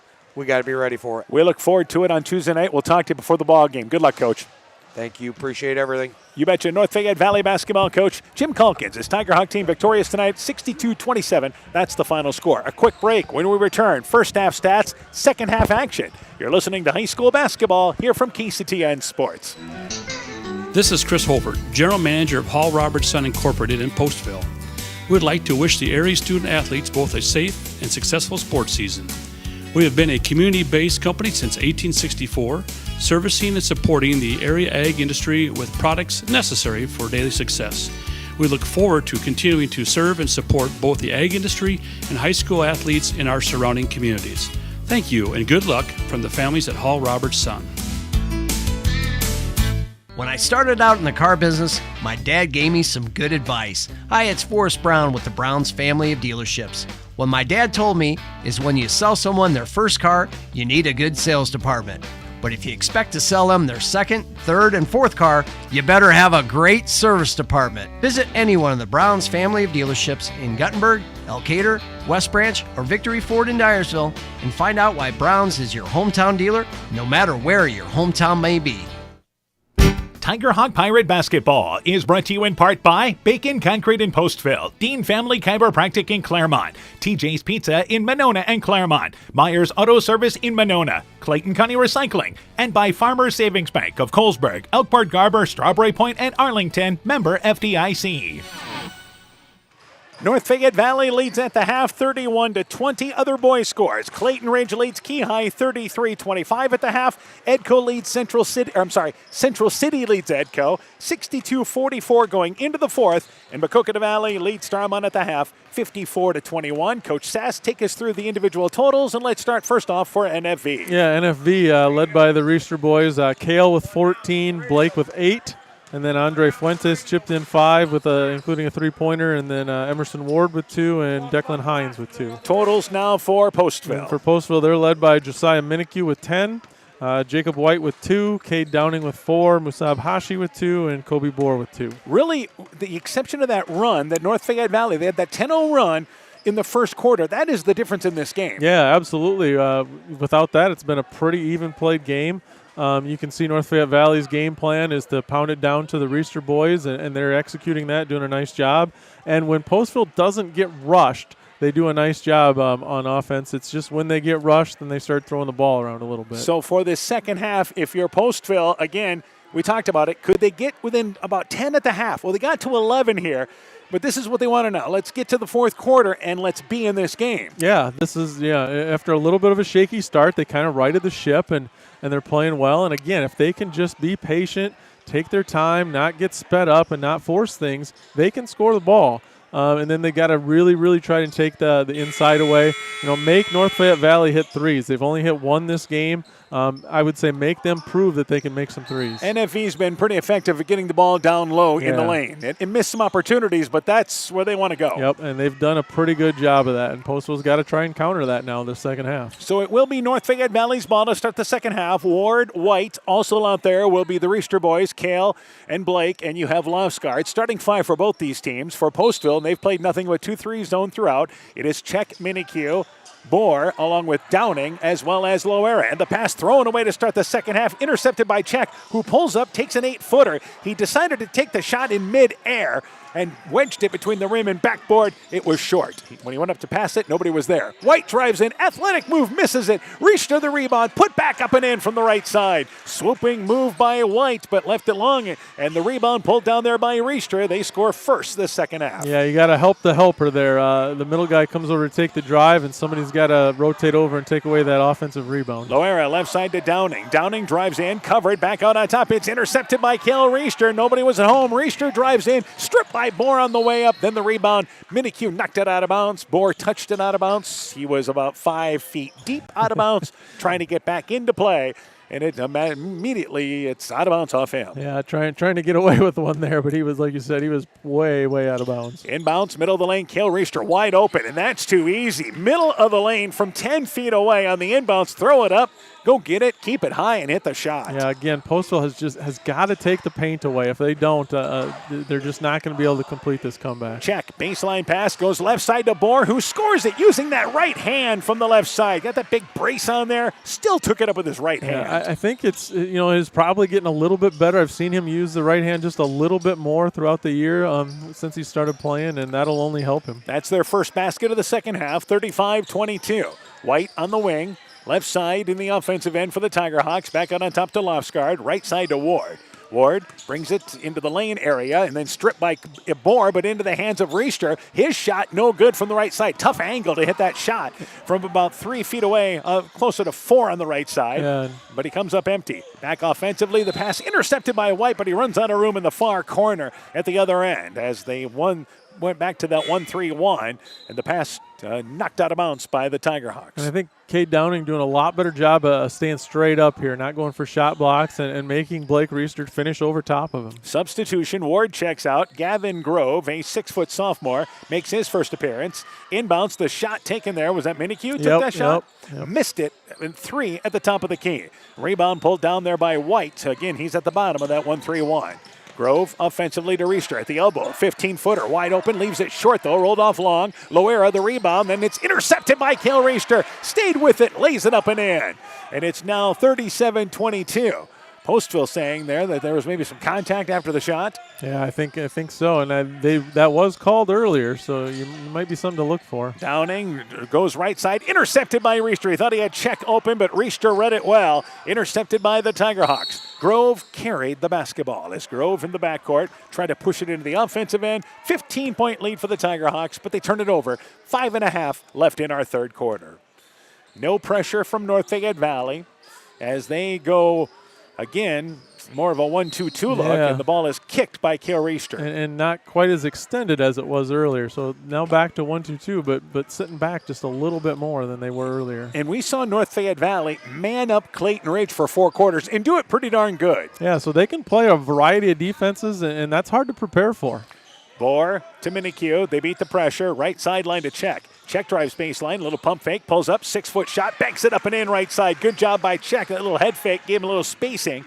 And they're back within 13. Yeah, great jump stop under control. Like you said, head fake, got the defenders in the air, and then was able to finish it. White to Grove. Grove has it left side to Lofsgaard. Lofsgaard back out on top to Grove. Right side to White.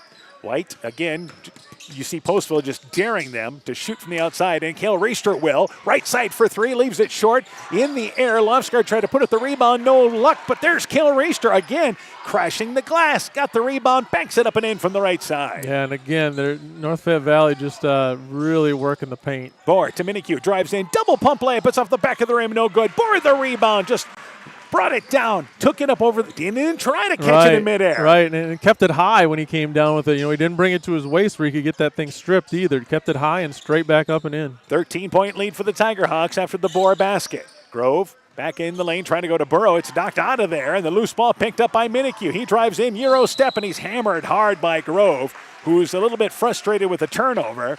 And back at the other end, Minikue to the free throw line for 2. Yeah, and Postville chance to get it right back down to 11 again. Doing, a lot better job offensively, but they've got to take this paint away on the defensive end. And it will be Minikue to the free throw line for 2. Minicue's free throw, it is good. So Postville hanging around in this ball game right now. White checks out, as does Lofsgaard. Fuentes and Declan Hines back into the ball game for the Tigerhawks. Minikue tries to make it an 11-point lead. So they're just been basically exchanging baskets here in the third. Yep. Minicue's free throw good. It was 11 at the half. The lead is 11 now, nearly halfway through the third quarter. Fuentes beats the pressure, pulls up from the elbow, 15-footer, front of the rim, no good. Long rebound, back to Check. Nobody there to cover Check. He drives in, misses the layup. Minikue, though, crashes in from the left side and gets the offensive board and then loses it on top. Here, leading the other way is Reister. He drives in, scores the layup from the right side. Kale Reister has been much of the offense for the Tigerhawks here in the third. Yeah. Here's Grove knocking it away from Downing. Grove the steal. He drives in, uses the left hand, the shot. It is up. It is in.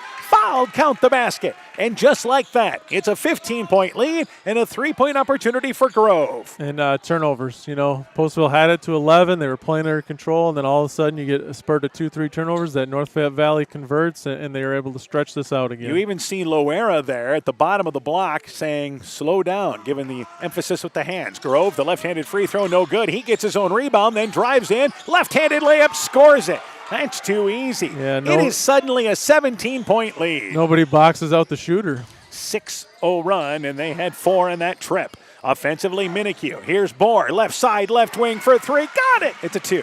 Counted anyway. Left wing, left side, left-handed. But now the Pirates have to climb another mountain down by 15. And the team just, again, limited to try to come back from a big deficit. Blake Reister drives down, double pump shot, middle of the lane, left it short. Bohr tips out the rebound to Downing. Pirates control it. Downing back in the offensive end on the right wing. Left side to Minikue.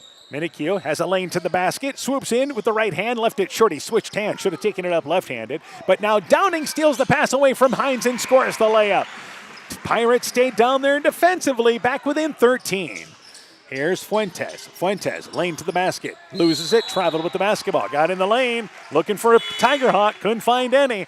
And North Fayette Valley quickened up that time they turned it over. Yeah, and, Postville keeps fighting back here, and it's just if they would take care of the ball from the start, they wouldn't have to fight back. They could maybe even this game up. Score from Monona down the road at the end of one, 28-10. It is MFL Marmac leading Turkey Valley at the end of one. Meanwhile, timeout here in the court. 13-point lead for the Tiger Hawks. Timeout NFV. Let's take this break. The Woodland Eye Clinic in Elkader and West Union are proud sponsors of high school sports. We are committed to bringing our patients the highest level of total eye care with detailed one-on-one attention. Our offices offer the newest technology and equipment with a professional team of experienced staff that is committed to you. Call us today for your next total eye care appointment. The Woodland Eye Clinic in Elkader and West Union supports all of our local athletes taking the field or court this season.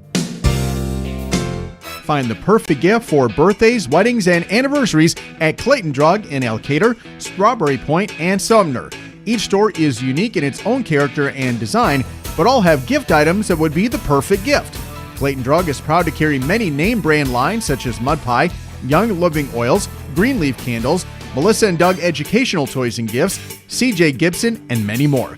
Check our Facebook page for shopping specials available at each location. Clayton Drug, connecting the communities of Elkader, Strawberry Point, and Sumner to service all in between. Tiger Hawks lead 45-32, and a change for North Fayette Valley now.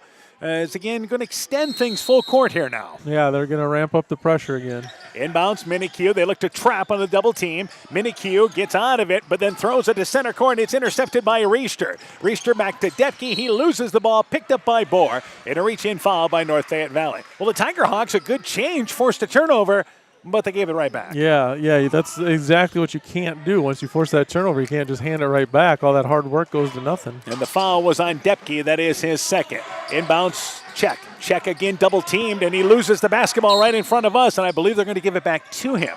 Double team there. North Fayette Valley threw it right inbounds to the corner, inviting the trap. Right where you do not want to catch it. Checks out. Into the game for them is once again White checking in for the Pirates. They get it inbounds to Downing. Downing, double team. He runs into a defender and a blocking call on Depke. That was on the near sideline. Depke tried to draw the charge, but a blocking call there, as that looked like a lot of trouble that the Pirates were headed for. Yeah, the Postville's got to get the ball in the middle of the court here. They're keeping it in the corners and on the sideline a little too much. Downing, actually Bohr, takes it out of bounds at center court.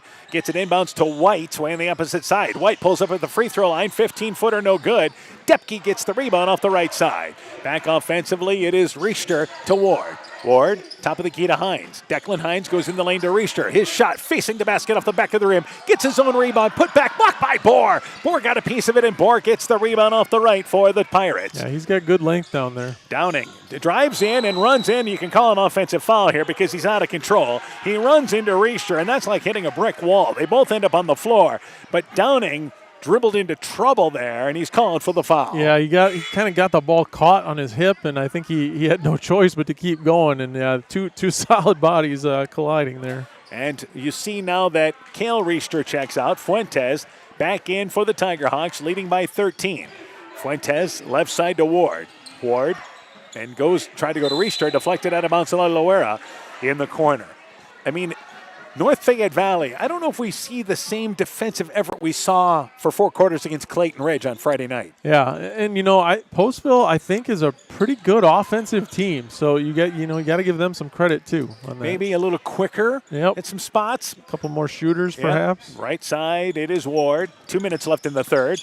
Tiger Hawks lead by 13. It hasn't dipped below double digits, and Ward tried to go in the lane to Riester, and it's easily knocked away by a White as he dropped down. White back into the offensive end to Loera. Left side, Minikue. Left side for 3. Got it! And the Pirates are back within 10 with 1:46 left here in the third. And here's a chance for them to make that run if they can just not turn the ball over now. Ward, top of the key, bounce pass to Fuentes. Fuentes trying to back his way. He's covered. Goes to Hines. His shot outside the lane. Hit the 8-footer from the left side. Great decision by Fuentes. Yeah, under control, came to that jump stop, kept his head up, and found a player to pass to. Back to a 12-point lead. White throws the ball off of Depke, but I believe they're going to call a blocking foul, and Depke got hit, and this is not a very good place to get hit with a basketball, so he is down on the court, and they are going to stop play for a second. And I believe, did they call a foul? If they called a foul on Depke, this only makes it worse. Yeah, I'm not sure what the call was. I think it's on White. Okay, yeah, Jacob White was falling out of bounds and just trying to throw the ball off of the NFV player, and a just unfortunate spot that he caught him in there. Yeah, so our officials are going to give the teams a breather here, but the foul is called actually on number 12, and that would be Depke the foul. Okay. And his 4th foul. So Depke got the worst end of it in more ways than one. Yeah, so he must have pushed Jacob White a little bit, and as White was falling out of bounds, he tried to throw it off of Depke. So that is the 4th foul on the Tiger Hawks. Depke checks out. He's not very hungry right now. No. As Connor Grove comes back into the ballgame. But the important thing is he's okay. Yeah, he's going to be okay. He's going to hurt a little bit, but he's going to be okay. And it will be Bohr taking it inbounds at center court. So a double whammy there. In more ways than one. On top, Cale Riester just came back in, intercepts the pass intended on top. Fuentes right side to Grove. Grove facing the basket. His shot, it is up. It is in. Fouled, count the basket. And a 3-point opportunity for the Tiger Hawks, back up by 14. Yeah, Grove has done a nice job this quarter. He's made 2 or 3 nice finishes down low. He's certainly given them a lift off the bench.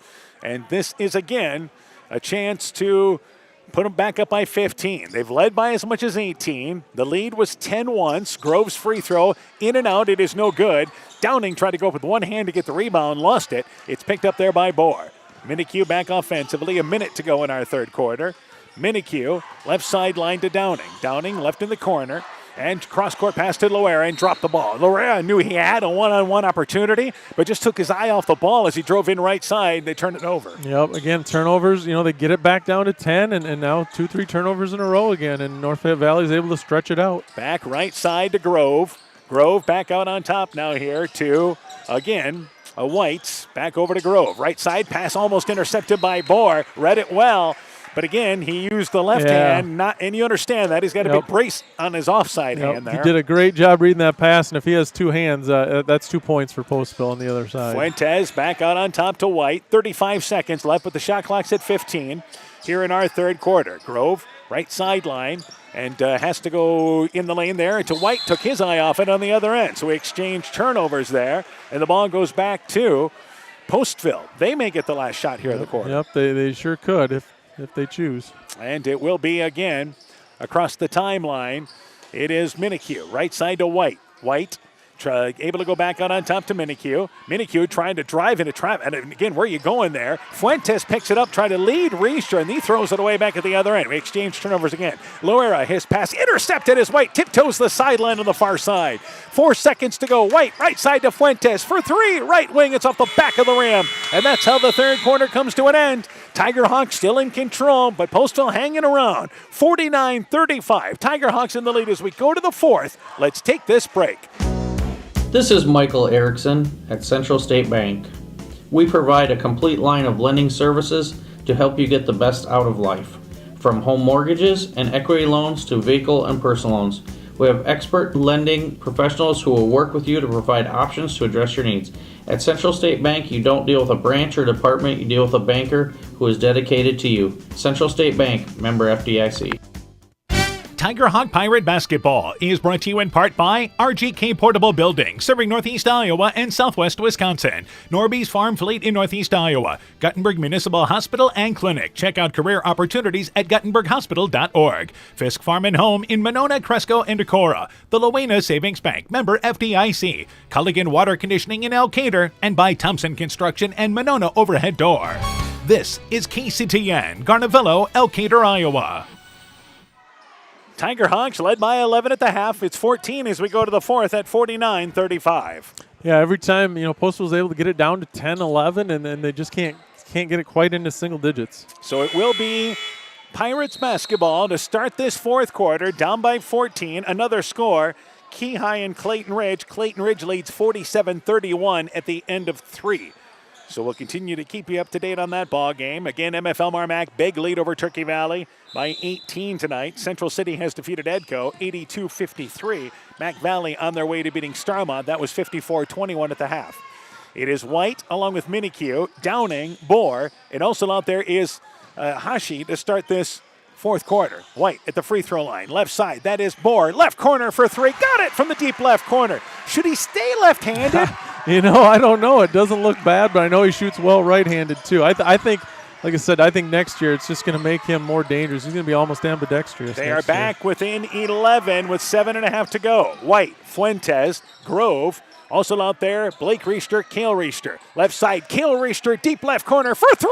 Got it! Cale Reister, much of the offense this second half. Yeah. And the answer on the other end. Yeah, he's having a great game. Back offensively, it is Minikyu. Just when you think they're going to make a run there, the Tiger Hawks have had every answer this second half. White, right side, baseline to Minikyu. Minikyu, right corner for 3. That shot is long. Downing tips out the rebound to himself, saves the possession for the Pirates. Throws it up in the air. Bohr catches it in the air, lays it up there on the alley-oop on the right side. Back within a dozen, inside 7 minutes left in the fourth. Back offensively again, it is White. White. Left sideline to Grove. Cale Reister, nice bounce pass to Blake Reister, but he did not haul it in. He moved too quick there, never got a chance to look the pass in. Turnover there, and that's on Blake. Yeah, trying to score before he caught it. Right side to Minikyu. Minikyu reverses it left side to Downing. Downing puts it on the floor. Falling down, traveled either way. But Downing, out of control, driving the left side, and that's not what he does best, is dribble drive. Right. He can hit that three-pointer if he spotted up or get on the boards. But yeah, we're doing a nice job of moving it. Keep that ball moving. But a turnover committed there by, once again, Postville on the drive by Downing off the left side. North Fayette Valley didn't reach, just played good straight-up defense. White, right side in the offensive end to, once again, Lofsgaard. Lofsgaard back on top to White. White brings it left side in the corner. Here's Cale Reister, corner pocket, 8 ball. Nope, missed it long. Hashi the rebound and a reach-in foul by Lofsgaard. That'll be the 5th foul committed on the Tiger Hawks. Postville's committed 3, but the ball goes back to the Pirates. Yep, good job by Hashi corralling that long rebound, and Pirates have a chance to cut it again to 10. See North Fayette Valley, not necessarily full court trapping here, now more of the half court variety, and it's a 1-2-2 half court. Minikyu, left side to Hashi. Hashi in the left corner. Back over, left in the corner. That's Bohr. He's got a lane to the basket. Minikyu cuts in right sideline, scores the layup. So they attack down low. Minikyu the layup. Back within 10 again. Great drive, great cut, good finish. Postville doing some nice things on the offensive end. Inside 6 minutes left in the fourth. Right side to Ward. Ward in the corner to Reister. Knocked away by Bohr, and he runs out of room right in front of us.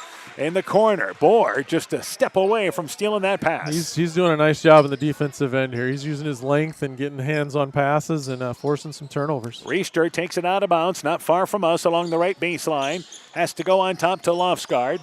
Lofsgaard back in the right side to Reister. Reister back out on top. Lofsgaard left side, and that is White on the left wing with it now for North Fayette Valley. They've had a tougher time getting it in the lane down to low to Reister this second half in Blake. Yeah. Ward back left side to White. White drives in, reverses it right side to Lofsgaard. Lofsgaard shot clock winding down the 3, blocked by Bohr. Bourne knew they had to take the shot. Here's Minikue. Minikue drives in, flips it up, and his prayer is answered. The shot no good, but he's fouled on the drive in. And a mistake by the Tigerhawks reaching in when Minikue was out of control. Yeah, I think he was trying a little Euro move there. And, just stay straight up, make him make that shot.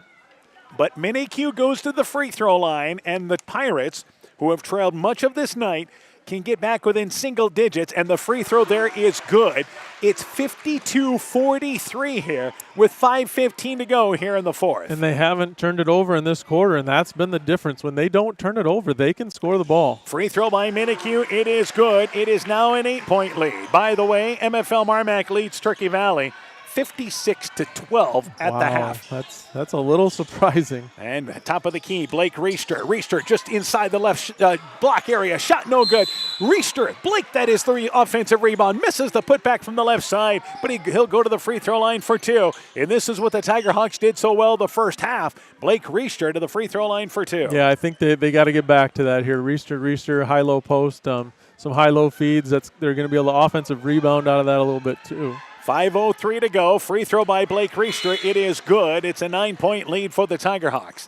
MFL Marmac, I can only imagine tonight, must be playing like the team we think they can be. Yeah. And, they put it to Turkey Valley the first game, too. So, maybe that's just not a good matchup for Turkey Valley. Second free throw by Reister. It rattles around, got it to stay down, back to a 10-point lead, and North Fayette Valley wants a timeout. 54-44. Tigerhawks in the lead. 5:03 to go. Let's take this timeout. Hey, sports fans, take a time out and call Garms Financial Services. Their team of agents can show you how to save money on all your insurance needs with Grinnell Mutual. Whether you need auto, home, farm, crop, or business insurance, Garms Financial Services has you covered. You'll also receive quality protection, expert advice, and local friendly service. Call Brian Bugenhagen, Cheryl Wagner, Emily Bazin, or Kayla Olson today for a free competitive quote. Garms Financial Services in Elkader, your trusted choice agency. Bodensteiner Implement is your local John Deere dealer with 10 locations in eastern Iowa to serve you. Check out their website, www.bodimp.com, for great deals on new and pre-owned equipment. From turf equipment to agricultural and compact construction equipment, they have solutions for every job. Nothing runs like a Deere, so come run with us at Bodensteiner Implement Company. Bodensteiner Implement is a proud sponsor of all high school sporting events, and we wish all our local athletes great success. 54-44, North Fayette Valley leads Postville, and again the Tigerhawks taking a timeout, and this is for a defensive switch for them. Yeah, it looks like maybe some full court pressure again, and we'll see if Postville can handle it. And so far this second half, Postville's been better at handling the pressure. North Fayette Valley had a 10-0 run in the first quarter, and that's the difference in the game. Backcourt area, it is Minikue, and he is fouled there by Lofsgaard on the inbounds, and that is going to put Postville into the bonus. So they didn't get the trap established there, and Lofsgaard with the body call. Yeah, and that's the danger. If you don't cut off that sideline and try and ride the guy, you're going to pick up that foul. And Minikue did a nice job just turning and going hard. And Minikue, one of the better free throw shooters for Postville. They only shoot 52% as a team, but Minikue is 35 of 56 on the season, over 60%. But the free throw there, no good, as he misses it long to the left. Blake Reister, the rebound off the right for the Tigerhawks. Pirates come up empty. Back left side, it is Lofsgaard to Fuentes. Ward has it right wing, just checked in during that break. Ward back out on top to Fuentes. Left side, Lofsgaard left wing for three. Circled around, no good. Great look by Lofsgaard as the ball moved around the perimeter. Back offensively is Bohr. Left side to Hashi. Hashi back to Bohr on the wing. On top to Downing. Downing left wing to Bohr. Bohr looking backdoor. Minikue cuts in. Reverse layup. Pretty move from the left side. And the Pirates again back within 8. Yeah, again, a great pass and great cut. Nice little wraparound left-hand finish. You see Bohr and Minikue on the same page. Here driving is Cale Reister. Post-up shot facing the basket up and in. And Cale Reister has answered nearly every call for the Tigerhawks here in the second half. Yeah, every time they need a bucket, he's able to get them one. Minikue back out on top to Bohr. Bohr right side to White halfway through the fourth quarter. Pirates down by 10. Bohr has it back out on top to Hashi. Hashi, top of the key, left wing to Downing. Downing left open, left side for three. It's off the back of the rim, long. Cale Reister gets the rebound off the right. Back offensively, it is Ward. Ward, good job by Postville getting back. Ward double teamed, trying to go through the area there, loses it, picked up by Downing, turned him over. Back offensively is Downing. Downing drives in, the layup, missed it to the right side as Fuentes stayed away to deny contact. I think he figured, Downing figured he was going to get some contact there. Yeah, I think he was expecting some, and it just didn't happen. And now North Fayette Valley wants another timeout. 3:26 to go. Tigerhawks lead by 10 in a game here. Let's take this timeout. You're listening to high school basketball from KCTN Sports. Hi, this is Cody from Torkelson Motors in Elgin and Walk-On. At Torkelson Motors, we believe that student involvement in activities is a great way to help grow our communities, and we are proud to help sponsor this game for your enjoyment. We've been serving Northeast Iowa since 1926 and appreciate the business that our customers have given us and the support they provide to our area schools and communities. So the next time you are in need of a new or used vehicle or a repair, stop into Torkelson Motors. We've been selling cars the old-fashioned way with a friendly smile and a handshake right here next door in Elgin and Walk-On. So another timeout taken by North Fayette Valley. Again, it's 56-46. They have a 10-point lead. And this is the second timeout they used it in the fourth quarter, but this is a little different here because they've got the ball on offense. Yeah, and I think Coach Cranberry wants to draw something up, make sure they get a good shot here, and see if they can keep this lead in double figures. Back to White in the backcourt. They set up shop. Left side now here to Fuentes. Fuentes baseline to Blake Reister. Back to Kill Reister, but that pass there was deflected as he tried to cut down, and it's turned over, picked up by the Pirates. Had the right play set up there, but Postville defensively a better job on the inside. Yeah, they're doing a lot better job of collapsing down and getting some hands on those. Hashi left side. That is Minikyu. Left corner for three. Shot no good. Woodham brought it back within 7, but Fuentes clears the rebound off the left side. Yeah, great look. Got what they wanted, just wasn't able to knock it down. Grove back out on top to White. Inside 3 minutes left in the fourth. Grove, the Tigerhawks again, it's got to go through the middle of the lane with Blake Reister and Kale Reister. Right side back to White. Back out on top to Fuentes. Left side to Grove. Grove with it. Back out on top. Fuentes loses it but picks it up near center court. Shot clock is at 10. And as White drives in, there's a hand check by Hashi. It is only the 5th team foul committed by Postville. Yeah, the problem with that is it resets the shot clock, though. You had them down 10 or lower, and now it's full 35 again. So they'll try once again as Fuentes checks out for the Tigerhawks, and coming back into the game for them is going to be Declan Hines. So this is the bigger lineup now. Hines will go to the high post, and that will put Kale Reister on the perimeter. Reister, left side to Grove. Grove to White in the lane, left block, loses it in traffic, and I believe they're going to call a timeout. What do they got? A jump ball. Tied him up. Yep, tied him up, but again, it stays down here with North Fayette Valley. Tigerhawks catch a break. Yep. They'll take it off the left sideline area. It will be, and North Fayette Valley's trying to figure out who's going to take it out of bounds. Hines will take it out of bounds. Well, Hines and Grove are going to switch. Okay. Coach Cranberry right there. He's got the right guy. He wants taking it inbounds. Hines to Kale Reister. Right side to White. White, it drives into the elbow. A lot of traffic there. Feeds it back to Kale Reister. Shot clock's at 15. Back left side to Grove. This possession, though, has been about a minute old. Reister has it right side, reverses it left side. They throw it away. They come up empty. Tried to go left side to Grove from one wing to the other wing. Turned it over out of bounds into the NFV bench. Yeah, the only good thing if you're NFV there, you did use quite a bit of time, and there's not a lot of time left in this game. Well, that was over a minute possession. Yeah. And even though they come up empty, we're down to 2 minutes left in the fourth. 10-point lead. Tigerhawks on defense now. Downing on top. Downing has a lane to the basket, swoops in with the left hand, the layup rolls just off the back of the rim as it rolled around, couldn't get it to go down, but Downing to the free throw line for 2 on the drive. Yeah, nice hard drive by Cade Downing and almost got that finish with it. That would have been huge. He's got to knock down these free throws now. So Downing to the free throw line. Tigerhawks lead at 10. Downing has a chance to make it 8 from the free throw line this year. Downing 28 of 48, and that free throw is off to the left. It is no good. He'll get another opportunity. A couple times now, been down 10 points and haven't been able to cash in at the free throw line. Remember we talked about the key to this ball game was keeping it around 45 or 50 if you're Postville, and it's 56-46. Yep, just a little higher than you want. They've got it where they want it, but the second free throw off the back of the rim, it is no good. Downing comes up empty, misses both for Postville.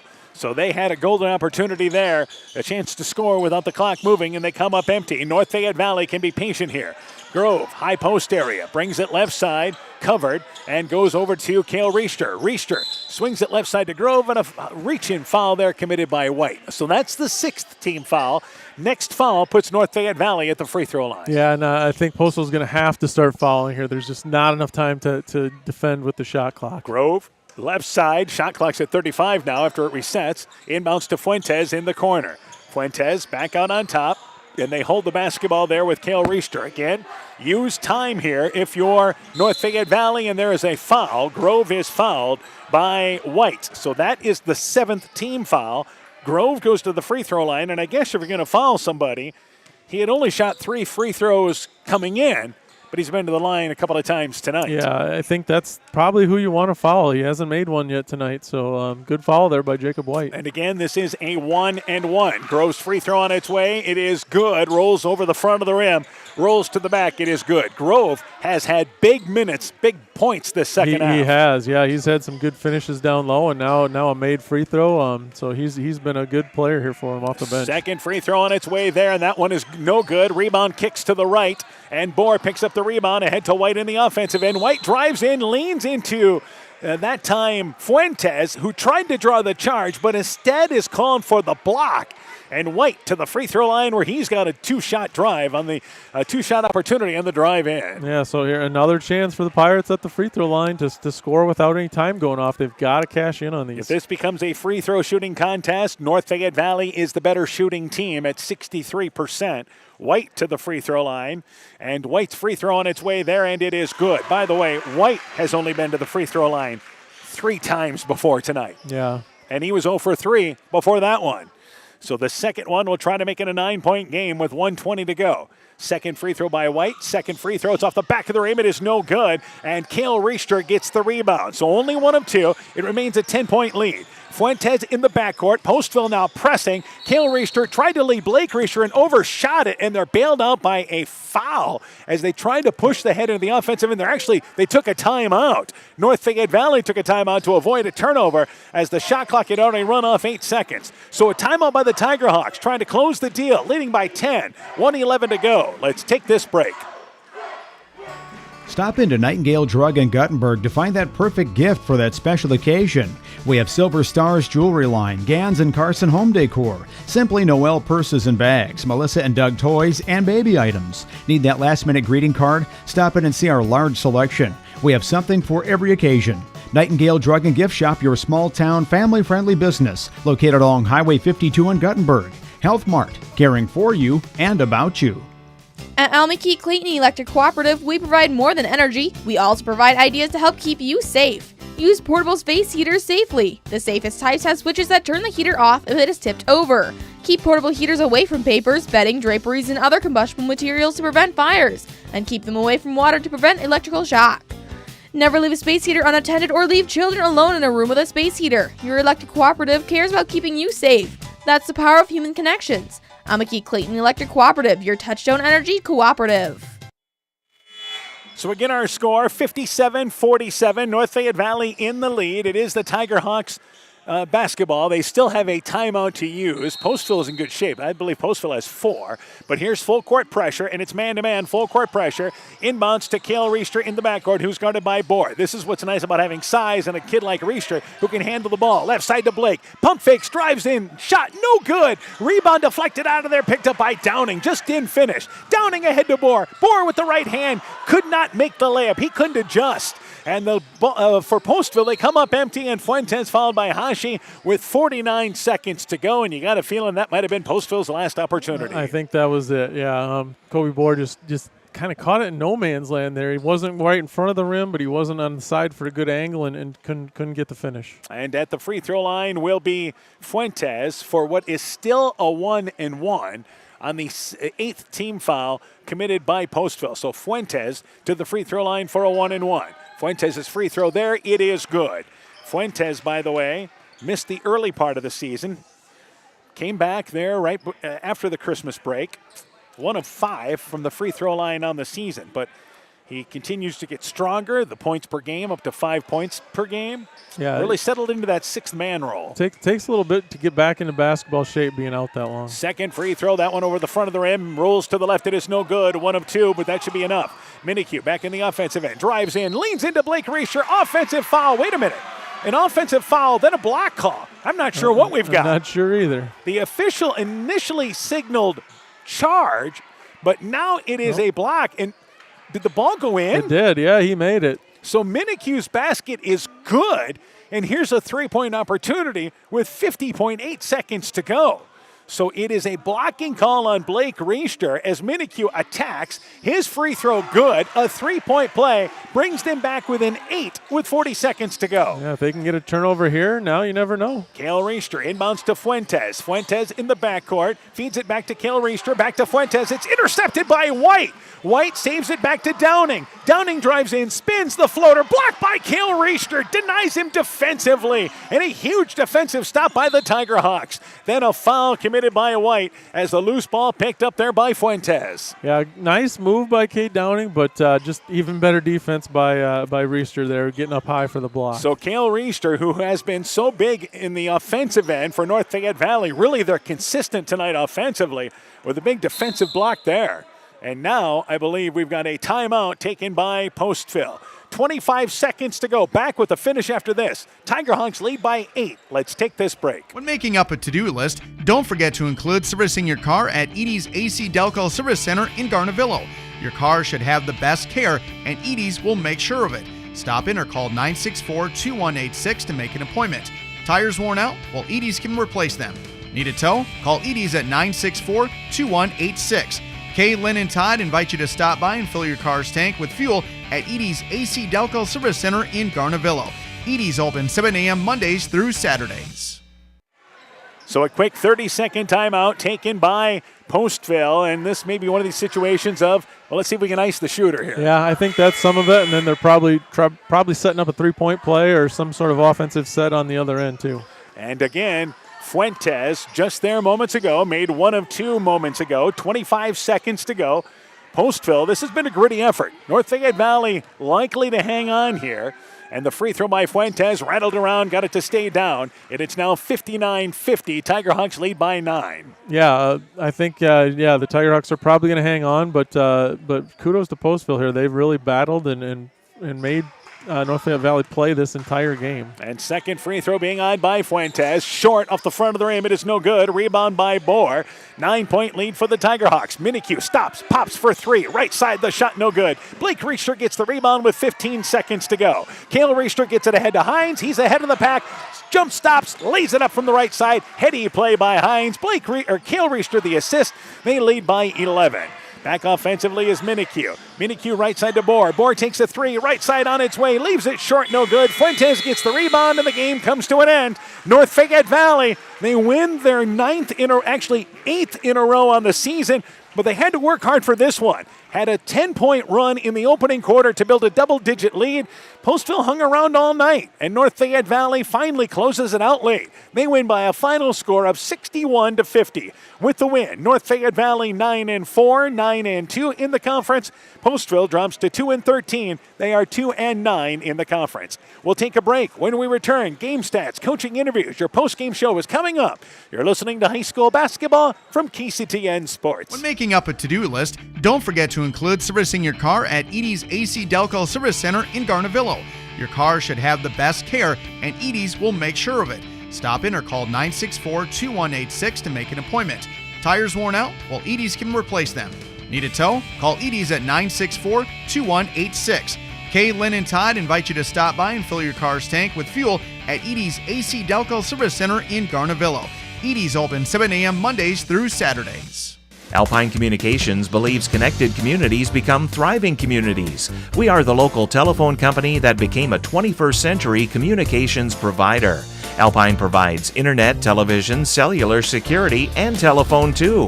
We promise personal, timely, reliable service from people who live here. When you choose us, we all thrive. Connect with Alpine Communications today. Click alpinecom.net or call 563-245-4000. Hey, Justin Birdnow here from Birdnow Chevrolet in Monona. I want to take a moment to wish all the local athletes good luck during their game. You have worked incredibly hard and it shows during each game.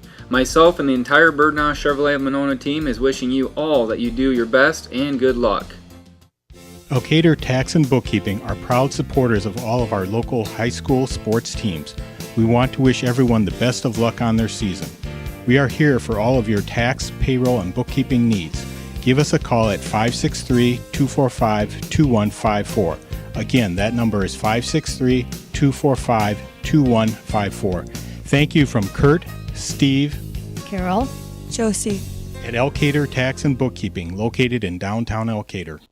TNT Power Sports sells and services all makes and models of UTVs and ATVs. Not ready for a new ATV or UTV? TNT Power Sports has a nice selection of clean used units available. Contact Brian, Master Certified Technician, or Tracy for your next UTV or ATV purchase, or to schedule service work to keep your UTV or ATV in top-notch condition for work or play. Call 563-245-1100 or stop in and visit with Brian or Tracy at TNT Power Sports, north of Elkader on Highway 13 today. Welcome back once again to Postville. Final score 61-50. That's your final score. North Fayette Valley led by 12 at the end of one? I think 11 at the half. They end up winning by 11. Postville never got any closer than 8 in the second half, so North Fayette Valley able to keep them at a distance. Let's go to the totals for North Fayette Valley, and Cale Reister led them offensively. Yeah, Cale Reister, tremendous game offensively with 27. And then Blake Reister with 12. So those are the two in double digits. Andre Fuentes chipped in 7. Gravin Grove with 7 big points there, all in the second half. Declan Hines with 6 and Emerson Ward with 2. Totals now for Postville. They, again, averaging only about 40 points a game. They got up to the 50-point mark tonight. Yeah, positive there. Their offense, I think, is really coming along. And, again, I hate to keep harping on it, but I think the addition of Kobe Bohr, it really makes a huge difference. But Josiah Minicu played a tremendous game tonight. He had 24 points for Postville. Kobe Bohr had 13, playing left-handed. Cade Downing with 6. Jacob White with 3, Harley Check with 2, and Musab Hashi with 2. At one point, I believe it was an 18-point lead at 27-9 that North Fayette Valley was in the lead. And at that point, you're like, well, okay, here's North Fayette Valley. They've won 7 games coming in. They're on their way to number 8. And are we going to get to 35 points? Is it going to be that type of an impressive win? But Postville kind of found themselves a little bit. Yeah. And I think that they got back within 11 at the half, and then there was a little belief, I think, in them. Yeah, absolutely. Yeah, you kind of thought maybe they're going to run away with this. They had the big first quarter, but Postville settled down, and it was basically an even game from there on out. And for North Fayette Valley, I think the positive here is this wasn't your A game tonight. You were pushed, and you answered. Right. I agree. And I think North Fayette Valley is going to have to find a little bit of outside shooting. Obviously they want to get the ball down low to the Reisters, and they did. But I think they still need a little bit more balance with their outside game. All right, we'll take a break. When we return, we'll talk with Postville boys basketball coach Eli Nessa, as well as North Fayette Valley coach Matt Cranbeer, when our postgame show continues from Postville after this. Wilkie's in Elkader is Iowa's oldest family-owned grocery store. You'll find Wilkie's 2 blocks south of the Keystone Bridge in historic downtown Elkader. Stop in and enroll for a Wilkie's reward card and receive points every time you shop. Then log on to their website at wilkiesgrocery.com to view the weekly specials, check out your reward points, make out a shopping list, and more. Wilkie's in Elkader, open Monday through Saturday from 8 a.m. till 8 p.m. Drew and Jonathan Scott here to tell you that American Family Insurance wants you to bundle your home and auto insurance today. So whether you're at home singing in the shower or prefer singing your heart out in the car like Drew, cruising, American Family Insurance is here to protect your dreams. Insure carefully, dream fearlessly. Contact Julie Depke, agent at 563-245-2366 today. Visit mfm.com to learn how discounts may apply to you. American Family Mutual Insurance Company, SI, and its operating company, 6000 American Parkway, Madison, Wisconsin. Welcome back once again to Postville. Our final score, 61-50, North Fayette Valley over Postville. An update, MFL Marmac leads Turkey Valley 76-23 at the end of 3. Our postgame show continues. We're joined by Postville boys basketball coach Eli Nessa. Coach, first off, I think, you talk about a team growing kind of right in front of your eyes, and I think you saw that in this ball game from your kids. Yeah, for sure. They played their butts off tonight. They didn't get much rest. I think we only played think we might have played 8 guys, but one, Sam Jacobs, got hurt early and couldn't come back. So they did really well. They NFV pushed it up to 15, 16 points a few different times, and our boys didn't blink. They shot well, knocked it back down to single digits right after that. They did well. But we talked about this the other night, but the addition of Kobe Boren, he had a strong second half, just kind of adds a calming effect to the team. Yeah, he really does. He handles the ball and pressure well. He makes pretty good passes. He's grown a lot height-wise in this last year, and so he can see the floor really well. I think he's growing from Tuesday night's game against MFL Marmac. Every time you see him, it seems like he's grown another half a foot. Yeah. Obviously, Josiah Minikue. I mean, those two obviously hooked up quite a bit tonight, but Josiah Minikue led you with 24 points tonight, one of his strongest games. Yeah, he played really well. He's shooting the 3 ball really well now. I knew he would be. He started out the year missing a lot of 3-point shots, but it's coming on for him. And when he's knocking those down, he can put the ball on the floor, and he's hard to defend. And I know Cade Downing only had 6 points in this ball game tonight, but I think did such a good job for you on the boards tonight. And I know he was challenged on the inside, especially early. Yeah. They've. I think it's Reister on NFV. He's a big kid who's good down there. And he got a couple buckets early, but Cade really locked down the defense as well. He didn't let much past him after the first quarter, really. And all night long, just seems like it couldn't get over that hump in that second half. Yeah, it's rough. They hurt worse when they're this close because we were right there. We had chances. I think we missed the front end of a one-on-one and a few more free throws and the layup there that if we had those, it would have been one possession game. Those hurt. Quick turnaround, but you guys head into a stretch here where you think you guys can be very competitive. Oh yeah, for sure. Starting tomorrow, we got Central Valcator. I think if we play like we did tonight, I have no doubt we'll walk away with a win. And we have to do it. Right. We've shown now that we can play with the better teams in the conference, and so we have to show up as well against these teams and take care of business. All right, Coach. Good luck to you in that ball game tomorrow night. I think you go Central, Tripolis, Central again, something like that. So busy stretch for you guys. A great effort by our kids tonight. We look forward to talking to you. Thank you. Appreciate it. You betcha. Postville basketball coach Eli Nessa talking things over about his Pirate team. We'll take a break. We'll talk with NFV coach Matt Cranbeer. That and more when our postgame show continues after this from Postville. Broadband is more important and versatile than ever, and you no longer need a home phone to utilize Neat's fiber broadband service. Freedom plans are now available to all subscribers on Neat's fiber network in and around Farmersburg, Luena, Monona, Postville, and St. Olaf. With speeds up to 250 meg, Neat's managed Wi-Fi is also included at no additional cost. Call today for more information on Neat's new Freedom plans and enjoy reliable, super-fast broadband internet service from Neat. Call us at 539-2122 today to discuss which Freedom plan is best for you. Neat, connecting you now. Let it grow, let it grow, let it grow. People's State Bank is offering for a limited time a 6-month certificate of deposit at 3.25% APY and a 5-year certificate of deposit at 2.25% APY. Stop into one of our 20 convenient locations and speak with a local and experienced customer service representative to lock in this great CD rate at People's State Bank. Annual percentage yield is accurate as of 11/17/2022. $1,000 minimum deposit required to open account. APY calculation assumes interest and compounded semi-annually on deposit terms of 1 year or longer. Early withdrawal penalties may apply. Rates subject to change without notice. People's State Bank. Member FDIC. We continue our post-game show here tonight from Postville. North Fayette Valley boys win by a final score of 61-50. We're joined by their head coach, Matt Cranbeer. Coach, I'd say a workman-type effort tonight for your team. Found a way to get it done. Yeah, I agree with you there. I mean, that's a nice way of saying it. I just didn't think we played connected very well on either end of the court. And, give Postville a lot of credit. Their kids hit shots. They played hard. They did some nice things against our press. Hats off to those guys. Eli had them playing really well, and they were prepared for us tonight. But the big thing is, when you guys got pushed, though, Kayla Reister, let's start there, had an answer, 27 points to lead you offensively. Yeah, he really was that guy against their zone that just said, give me the ball, and we were trying to isolate him in the high post. I really think we probably missed him half a dozen times up there, too. He probably could have had mid-30s. And Blake, his brother, didn't finish the way we wanted to, and then thought we rushed a lot of things on the outside as well.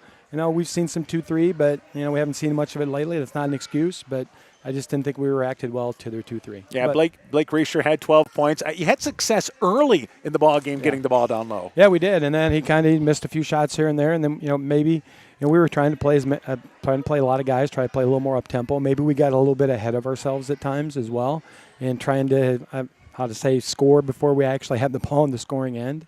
But like I said, it was just talk to the guys and say it's something to learn from. When you come into a game and you're a big favorite like this, it's a different mentality. This is probably one of the first games, second game, third game all year where we were expected to win, and not. So that's just a little bit different when you have that target on your back. I understand that. Yep. And I think you got big minutes out of your bench. Gavin Grove, the second half, had 7 points. Andre Fuentes gave you 7 points off the bench, too. Yeah, you think Andre's been playing really well for us lately, and Gavin's kind of an energizer guy. He's a hard-nosed kid, and the left hand is just awkward enough to where you can't guard him, and he had a great second half there. He really kind of carried us there in the third quarter in the minutes he had. So, yeah, real pleased with our bench. We went about 9 deep there, and Connor's okay after he took a ball. So, and that's the important part there. Yep. The other thing is, defensively, a number of different things defensively tonight there, but this is a team that usually puts its hat on its defense there. Yeah, certainly. We came in saying that was what was going to get it done, was defense and rebounding. And like I said, I thought that they hit some outside shots. And when teams hit outside shots, a lot of defenses don't maybe look like you want them to. But we played hard. I thought we played hard on the defensive end. And, we're going to mix things up between some full court and half court all year. But like I said, our rotations were just a little slow on the back end. Yeah, but certainly a good win as you guys have now won your 8th in a row. But, the competition steps up a bit on Tuesday night. Yeah, it really does. We got MFL coming to town, and I think everybody in the world knows what they bring to the table. Heard that they're up big tonight as well.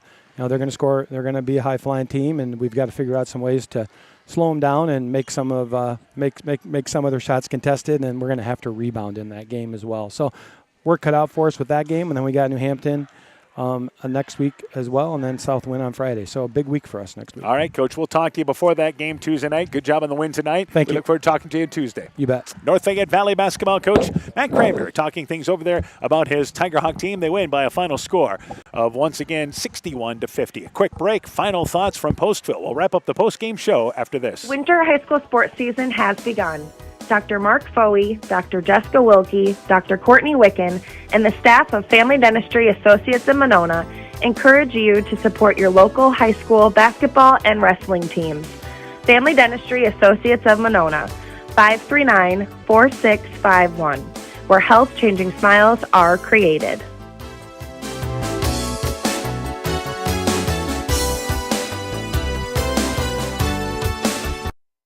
Welcome back to Postville. We have another final.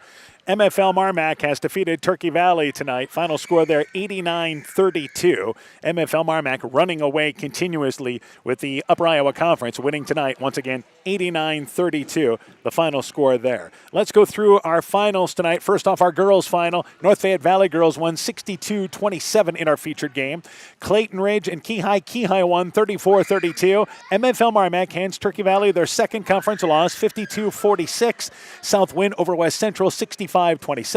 Edco defeated Central City 79-48. Maquoketa Valley over Starmont 93-13. Coach Sass, let's get your thoughts on our girls' game tonight. Yeah, I thought Postville played hard. Coach Deering, I think, had to be happy with the effort there. It just came down to offensive rebounds. North Fayette Valley just absolutely dominated on the offensive boards and was able to stretch it out and kind of run away with it. And for Postville, I think a better performance than what they had Tuesday night there. You saw pieces there. You take about half of that ball game where they feel like you put 4 quarters together. There's some games we can be competitive in. Yeah, absolutely. The first half of the first quarter they played well, and then most of the second half they played well. And I think it's going to be tough against Central Alcater, but Tripola on Monday I think is definitely one they can win. All right, and then they play Central on Tuesday after that, so they've got a real challenge coming for them starting tomorrow night. Our boys' final, North Fayette Valley wins 61-50, hard-fought ball game. Clayton Ridge defeated Keyhigh tonight 66-48. MFL Marmac over Turkey Valley 89-32. Central City defeated Edco tonight, 82-53, and I don't believe we did get a final score. Maquoketa Valley defeated Starmont tonight, 83-33. Maquoketa Valley over Starmont, 83-33. So let's get your thoughts on our boys' game tonight, which I think was an entertaining game. Yeah, it was a tremendous game. North Fayette Valley just went on that early run, got it out to 10, and then it kind of just fluctuated from 10 to 15 most of the rest of the game. And I think Postville's got to be pretty happy with how they played overall, especially on the offensive end. I think they need to, tighten up a little bit on the defensive end, but they're coming along. They're improving every game out, and they're growing. They're a young team yet. People forget that a lot of these kids played last year, but they were young last year, and they're still young this year. Yes, it got this game into the fourth quarter, down by 10, and a chance. That's all they were asking for in this ball game tonight. And for North Fayette Valley, not your A game tonight, but good enough, and I think this is what good teams do. Yep. Find a way to keep them at a distance, and you move forward. Yeah, they were the favored team here, and not probably their best game, but Cale Reister really stepped up and carried them, and when they needed a big shot, they went to him, and a couple kids off the bench, in Grove and Fuentes played really well for them as well. So, if they want that second, possibly first place spot, although that's, I think, going to be a tough mountain to climb. They got to win these games, and they've got to be able to win when they don't have their A game. All right, so our next broadcast here will be Tuesday night. We'll head down the road to West Union, MFL Marmac in North Fayette Valley. Chalk Talk begins at 5:45. Girls game time at 6:15. Boys game to follow. Should be a couple of good ball games. Coach, I don't know if we'll catch up with you later this season. We'll see if possibility. You never know. I'll be around if you need me. We appreciate you stepping in throughout this season to help us out, as we'll have Aaron back in the saddle on Tuesday night with MFL Marmac in North Fayette Valley. So for Coach Mike Sass, I'm Dan Barons. My thanks to Zach Soda for running our studio show, Emily Fry for running our camera up here in Postville. Thanks to her contributions as well. For a complete recap of tonight's ball game, highlights, scores, and more, go to KCTN.com and click on the Sports tab. This has been a presentation of KCTN FM 100 Sports. We know that potential is greatly enhanced through hard work and dedication. At Viafield Cooperatives, we promise to provide innovative products and dependable service to help you meet and exceed your potential. From agronomy to energy, grain to feed, Viafield is excited to provide growing opportunities for both producers and consumers at 18 locations throughout northern Iowa and southern Minnesota. Want to learn more about Viafield? Go to viafield.com. Viafield is a proud supporter of our local student athletes.